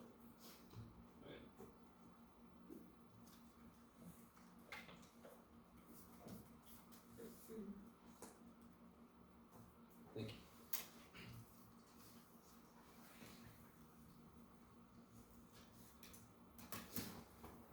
Alright, so then I just have to 1 plus 2.75 plus 4 plus 4.75 plus 5 plus 4.75. But 1 plus 2.75 plus 4.75 plus 5 plus 4.75. All divided by 2. My battery's almost dead. Did you guys get 11.125? No? Yes? Is there a way that we can use the calculator to use that sum function? Oh, sure, but it's almost, I almost don't want to waste time explaining because we're not going to do this a lot. Right now, remember a limit definition of derivative? Yeah. Were we in there for a long time? Didn't we kind of view it and then we got the derivative shortcuts? This is sort of like we're in the limit definition of derivative for this idea. And then we're going to kind of shortcut this. You guys are kind of with me? It's very analogous to what we did with derivatives. Okay. All right, so does everybody get the basic idea here? It's really cool when we have a definitive number of rectangles. What's going to get nifty is when we do it letting the number of rectangles go to infinity. That's going to be a lot of fun. We're going to have a good time. Okay.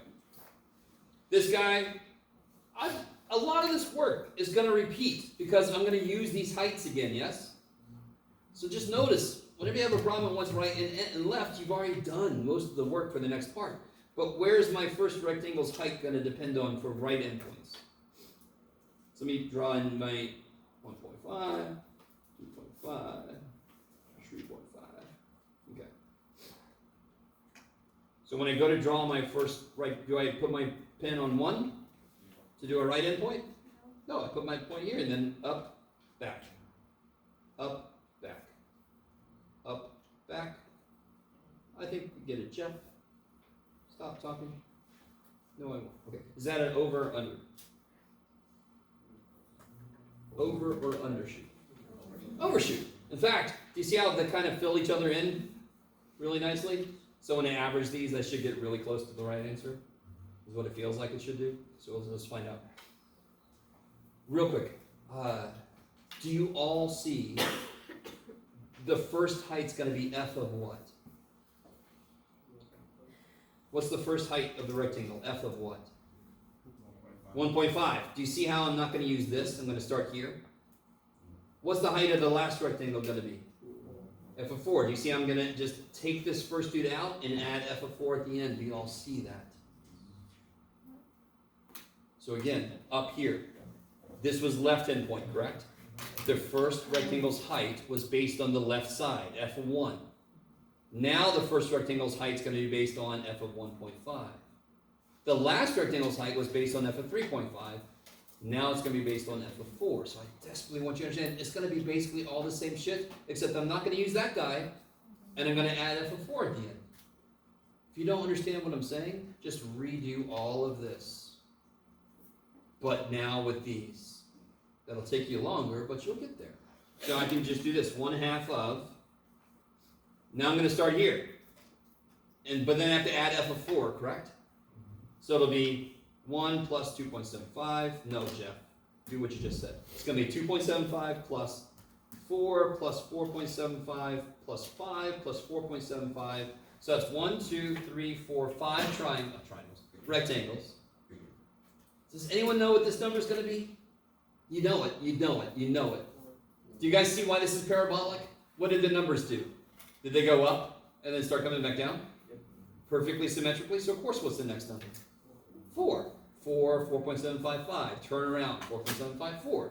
Screw a triangle. Yeah, screw the calculator. I'll calm down.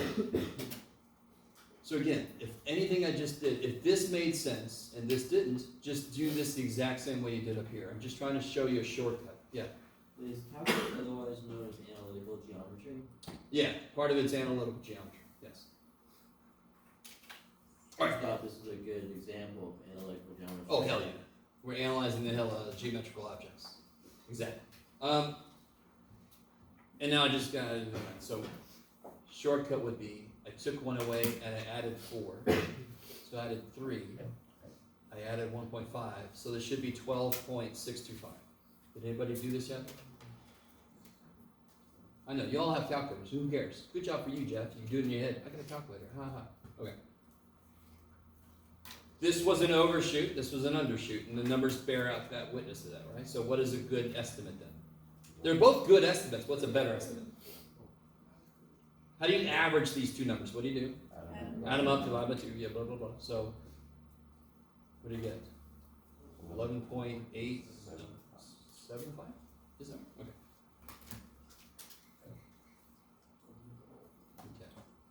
Can you check that in your calculator? Do it. Try to check it in your calculator if you want to.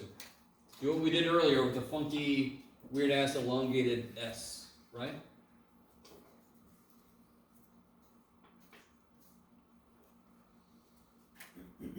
What was this from 1 to 4? Ah, sweet. Okay. Professor, Yes. if we were to reposition our what do you call that? If you were to reposition it, could you theoretically get an average, the perfect average, so it end up being what the end goal is? So We start a little bit later and end. we focused on left and right endpoints so far. I just want to do that first, just to get the idea down. Left and right endpoints are kind of like your general all-purpose, and then if you average them. So everybody agrees that the thing that does not change, I don't care which endpoint you use, is where the first rectangle starts and where it ends. And then, you guys with me? Because if I'm going to use 6 rectangles from 1 to 4, they're going to be with the 1/2. Is everybody with me in that? So the first rectangle for both problems we just did lived here, yes? I could use the right, Jeff, you can do it from their perspective. The left endpoint or the right endpoint. I could use the midpoint. Do you see how that would sort of average it out in one go? If I use the midpoint of each rectangle, do you see how that kind of averages things out all at once? I don't know if you guys are really with me. So let me take another sheet of paper. I don't know, midpoint doesn't really excite me that much, but like no matter what I do, Jeff, these are gonna live. Not sure I wrote one like that, but these are gonna. The first thing is if I use the midpoint. Do you see how that kind of averages out by itself the over and under? So you could also use midpoints. What would the midpoint of this first rectangle be? What are the endpoints? 1 and 1.5, right? So what's the midpoint? 1.25. So I could do 1/2 times f of 1.25. My God, Jeff. Plus blah blah blah. That's trying to be what in the world has happened to you? 1/2 of f of 1.25 plus, I could use the midpoint for every single rectangle. And that sort of does the left and right all at once. So if I do midpoints, I kind of get an averaged in one go. Are you guys kind of with me?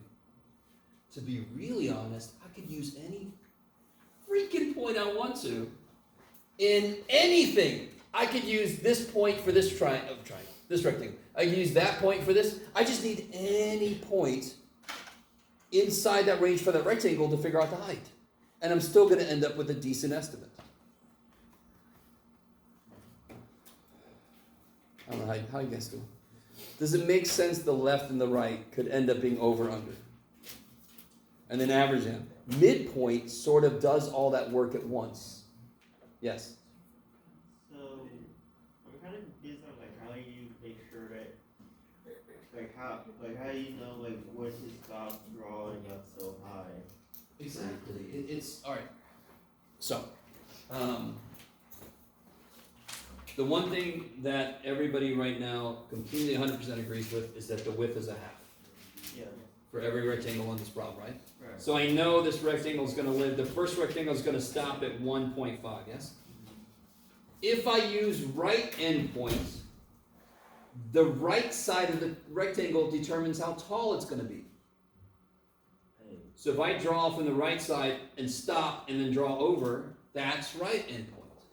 If I use left endpoint, the left side of the rectangle, I draw up and over. So the output at the left side tells me how tall it is, or the output at the right side tells me how tall it is, or like I just said, the output at the midpoint tells me how tall it is.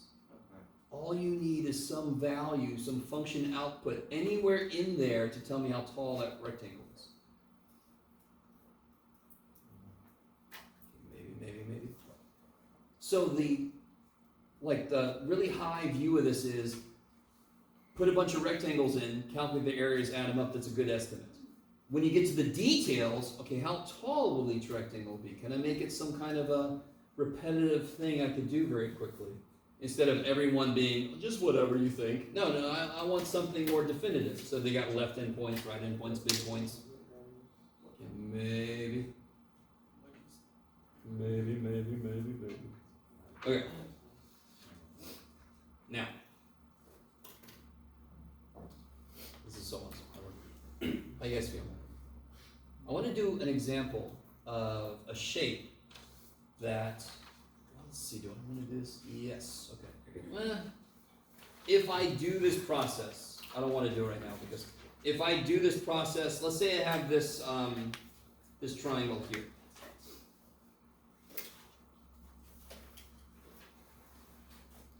Can anyone tell me the area of this triangle?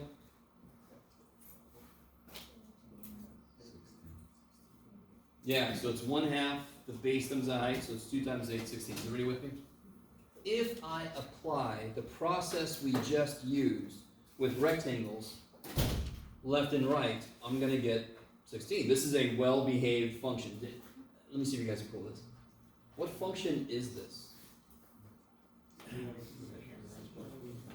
Not what kind of function it is. What function is it? Yeah, so it goes through 0, 0, yeah? And what's the slope? Up 8 over 4. So this is y equals 2x. So if I did everything we just did, of course I'm going to get 16. Because this is a well-behaved function. It's, I don't know if you guys are really with me or not. So some questions related to this stuff is going to give you a geometric shape you know. And then you're like, oh, I just got to use a geometric formula. I don't have to use the rectangles for this. I know the area of this, yes? Okay, so I could do a semicircle, stuff like that, right? So I could have like this here. Semicircle. How would you get the area of this using geometry? Or, yeah, geometry. I was going to say trigonometry. I don't have to go that far. Yeah, the area of a full circle is pi r squared, so this would be 1/2 pi r squared. And what's the radius? What? So you just plug that shit in, right? But if I use rectangles to approximate it, I will get close to that. Okay, maybe. So where does calculus really shine? When you got... Just to show off my grammar skills, there ain't no geometry that knows the formula for that area. So the only way I can get it exactly is calculus. Okay. So what we're about to get into, believe it or not, is related to an urban legend in mathematics. Does everybody know what an urban legend is? Anybody know what an urban legend is? Do you guys know? What is it? Okay, Bigfoot could be seen as an urban legend, right? There's a movie called Urban Legend, I think, a while back, and it was trying to be a good horror movie back. Anyway, okay. So this urban legend is a little more boring than, somebody killing somebody else. There was a guy named Gauss. And you guys ever heard of a degausser? Oh, that's okay. Don't worry about it. It's something that would take magnetic fields away. So back in the day, we had cathode ray tubes for TVs. And if you put a magnet next to it, like young Jeff did, put a magnet next to the TV, all the colors would go all freaky. And then if you took it away, they would stay freaked. So you had to use something called a degausser. So you've made it in mathematics when you have shit named after you. So he has units of magnetic field strength named after him. So he did some shit. So Gauss, when he was young, here's the urban legend. The teacher was like, oh my God, I gotta get these kids to shut the hell up. So he says, okay, everybody, I want you to add up all the whole numbers from 1 to 100. And then he's like, all right, cool. I'm gonna have like 10-minute break or something. Let me just chill. Gauss, little dude, he just goes, 10 seconds. There it is. I'm done. Teacher, what the? Okay, 1 + 2 is 3 + 3. Is everybody kind of with me so far? So what the hell did he do? Some of you guys might know this. I don't know if anybody knows. Okay. If you know it, hold on to it. So let me write this problem down. So obviously, I want to add up all the numbers from 1 to 100. Now, any normal person would go 1 + 2 is 3, + 3 is 6, + 4 is 10, + 5 is 15. Right? There's a shortcut though. And let me just tell you this that might help you out. There's a repeated sums. There's a sum that's repeated. So what's the first number? What's the last number? And when you add those, what do you get? Second number. Second to last number. When you add those, 101. When you add those, what do you get? 101. How many pairs will I have to add up to be 101? 50 101s. Everybody with me? Where did we get 50 from? The total number divided by 2. Where did we get 101 from? The first number plus the last number, right?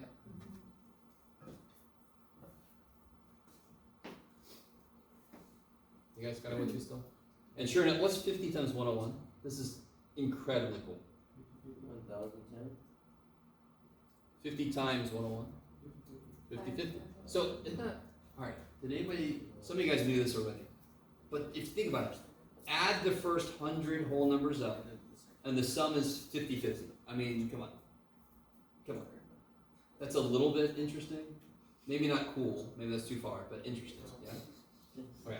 So what does this have to do with anything? So what I'm doing is I'm adding up the numbers from 1, in this case, to 100, right? You guys with me? That captures what just happened up here. Do you all agree that I could do this for any length and it would be the same idea? So if I had a smaller list, 4, 5, 6, 7, 8, 9, 10, 11. Okay. If I had to add those up, what would the repeated sum be? 15.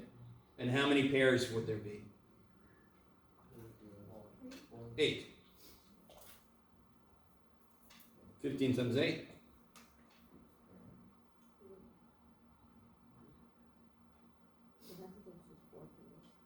What's up? Oh, 4 pairs. I'm sorry. What did I do? Oh, so half of that. 60. That makes more sense. If you add all those up, what do you get? 9, 15, 22, 39, 50, 60. Okay, I like it. So it works with any list that has a adding property to it. You all agree that both of these, I add one, I add one, I add one to get to the next number? This is not important, but those are called arithmetic sequences. When I create it by adding the same thing over and over. Okay, all that's beside the point. So what we just discovered is what this actually equals. If I do it for any n, 1 to 1,000, I can do the same damn thing, yes? This is equal to, let me see if you guys are cool with this. This is equal to n over 2 times, what would the first number be in this list? What would the first number be? 1. And what would the last number be? N. So I take the last plus the first. So if I wanted to add up the numbers from 1 to 1,000, you just take 1,000 divided by 2 times 1,001. Do you guys understand what I'm saying? Okay. And real quick, this is not what's going to happen to us, but if I wanted to start at 4, I would have to put a 4 here, right? For example. Okay, maybe. Okay. Where do I want to go? Oh, okay. So let me do this. Here's gonna lay some groundwork out. I kind of want to lay this out a little early. I'm almost certain none of you will be upset about that. But let me try to lay some stuff out. What we've done so far is we have discovered that if I take n rectangles given a function, and I want to know from A to B, what we discovered so far is that I can get the width of each rectangle. Now here's where I need your help a little bit. So let's kind of summarize where we got to. The height is going to be f evaluated at wherever I am on the x-axis, correct? And we call that xi for the ith rectangle. We talked about that earlier. So this is where we kind of got to before. Okay,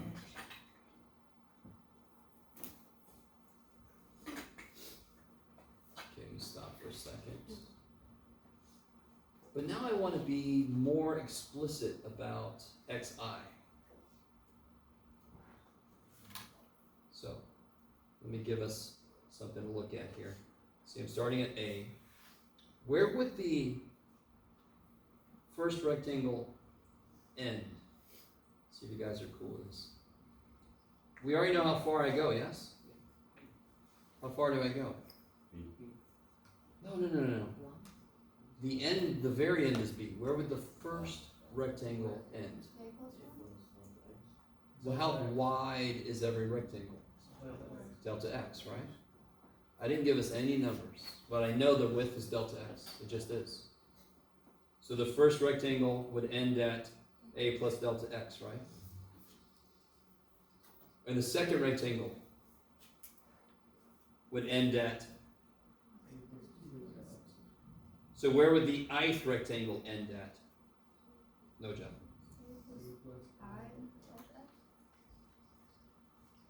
I like it. Let me stop for a minute.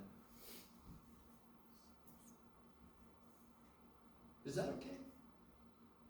If I want to get to the ith rectangle, I have to take I steps. Does that make sense?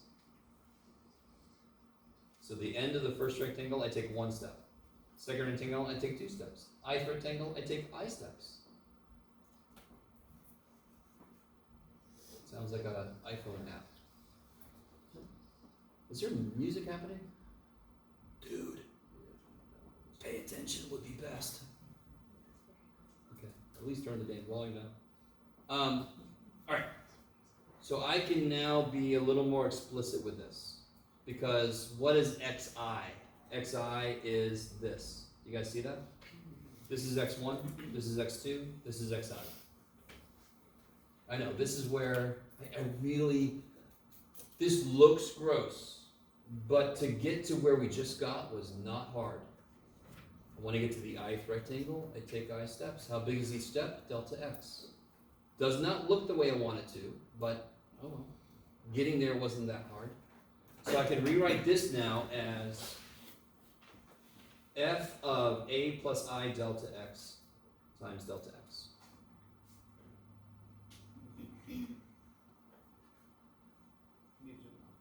Oh yeah.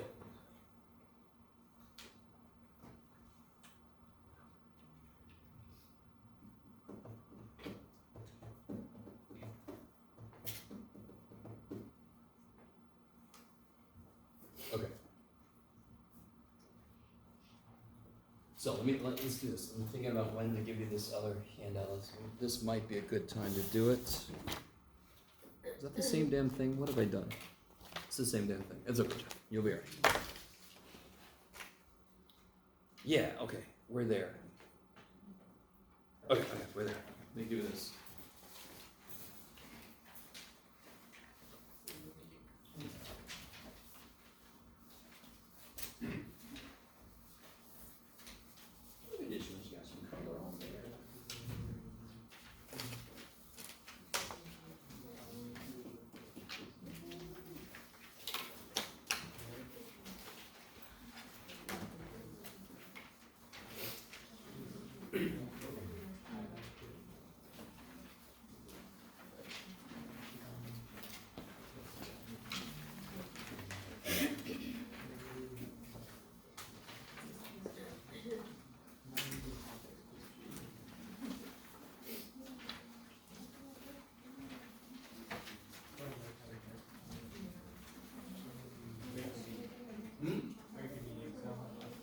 Oh yeah, the monitors are kind of cool.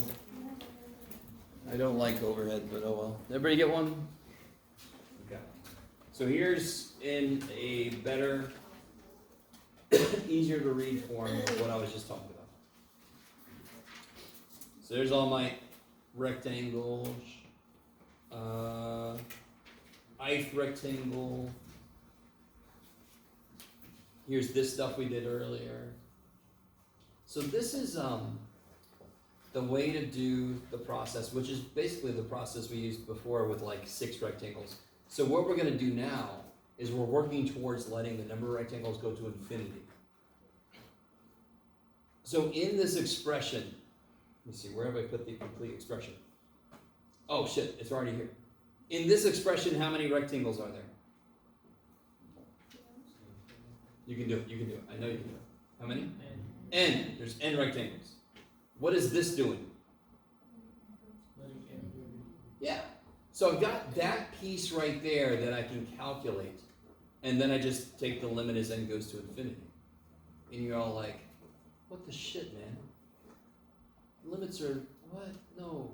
The limits are going to keep coming back, just to let you know. Okay. They never quite die. They're little zombies. All right. So this is the process. Not surprisingly, the width gets everything started. You calculate the width first. That tells you how to get to the ith rectangle, so it tells you what the hell this is. And then you can plug that shit into the, okay. So here, I've got a fully worked out problem here. I have no idea. Oh, this is different. Okay, thank God. I thought this was the same thing as before, but it's different. Okay. So if you follow this along, I'm given this function 4x. Now, real quick. Let's see if you guys can handle this. 2 to 5, yes? And the function's 4x. What's the output at 2? 8. And what's the output at 5? 20. Could anybody figure out the area under this? What would it take to do that? What shapes do you see? Do you see a triangle? And I see a rectangle. What's the area of the triangle? How wide is it? 3 times, well, it's 1/2 times the base times the height. How tall is it? 12. So it's 1/2 of 12 is 6 times 3 is 18. So the area of the triangle is 18. Is that cool? What about the rectangle? 3 times 8? 24. Real quick. Without even looking at the work, look at the very end of it. 24 plus 18. Yes? So this work better do that shit, because that's the shit you do, right? You all agree. There's no other way to do it. That's the area. And it's kind of nice. All this weird ass shit. Now, some of you guys at this point right now, you're saying, why wouldn't we just do this? Math man. Because I don't always have a nice straight line. I have curvy shit. And then you can't do this. But when you can do this, do it. Just to know what you're going to get into, yeah? So, we're going to do an example of this. What am I doing? I'm lagging. Okay. Lagging in real life. The very first step that I do is find delta x. Why is that the most important thing? Because that's the thing that tells me how far to go to get to the end of each rectangle, right? That gets everything started as delta x. Then I know the ith rectangle, where does it end? And that tells me the height of the rectangle, correct? If I know what function, what input to use, I'm going to input it to get how tall that rectangle is. This is exactly what we did earlier. So I'm going to take this and I plug it into f. See that? Now, what you're all going to so enjoy is the fact that, what do you guys think about this? Isn't that beautiful? Real quick, let me ask you this. What is the variable according to the summation? That is a weird question, I know. What is the variable according to the summation? N. Isn't n changing according to the summation? Sorry, not n. What's changing? Sorry, let's try this again. What's changing? N is not changing. N is the number of rectangles, correct? What is changing? I. There we go. I is the variable. Yep. Is everybody with me? What's the variable for the limit? N. N is changing for the limit, correct? That's going to become very important here in a minute. So do you notice, now real quick, let's kind of follow this. Isn't this f of xi? Remember what was it? It was the height times the width, correct? Isn't that the height? Isn't that what we got there? That is f of xi, and that is delta x, correct? Again, not what you want it to look like, but you're going to identify each thing. Then I start to simplify this shit. Then I can break it apart. Look what let's see, where am I? Oh, right here. We're going to do an example. That's the last thing. Well, shit, sorry, one second. Maybe we won't. Right here. What did I take out of the summation symbol? I took 36 over n squared out, didn't I? Why am I allowed to do that? Because what's the variable according to this guy? I. Isn't this just a number? Isn't n just a number? 10 rectangles, 20 rectangles, it's just a number, correct? All right, let me see. This symbol is what? What does this symbol tell you? Summation. If I'm summing stuff and every single thing I'm summing has the same number in it, can't I factor that out? Every single element has 36 over n squared. Is this staying the same? I is changing, correct? So of course I can't take an I out. Sounds painful. But I can take a 36 over n squared out because that's in every single term and it's a constant. Oh, you guys are looking so excited. So just to remind you guys, this section is really important. But it's a very quick little thing. We're going to immediately get into the shortcut stuff. I need you to be able to do this, but we're not going to be like doing this forever.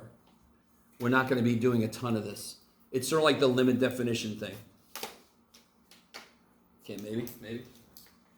Okay, so I want to stick to what I said earlier. Oh, by the way, does this look familiar? I like it in DC right here. I immediately replace that with this. You guys see that? Sum of I, one, the n is this. It just is. This one is a little harder to prove. And then this one is nifty. What do you notice about this one? Anybody see something interesting? Yeah, square. It's just this guy squared, correct?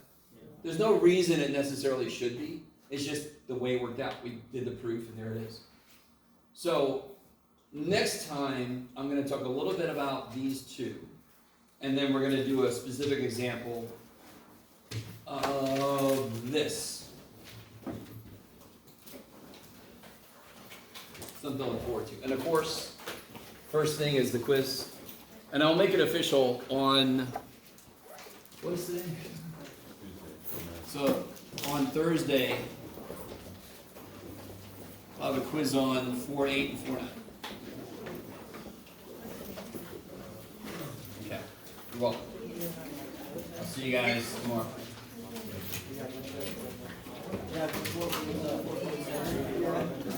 What's that? 4.7 tomorrow. 4.7 tomorrow. I have two questions. I wrote them down, so I wrote them down. Yeah.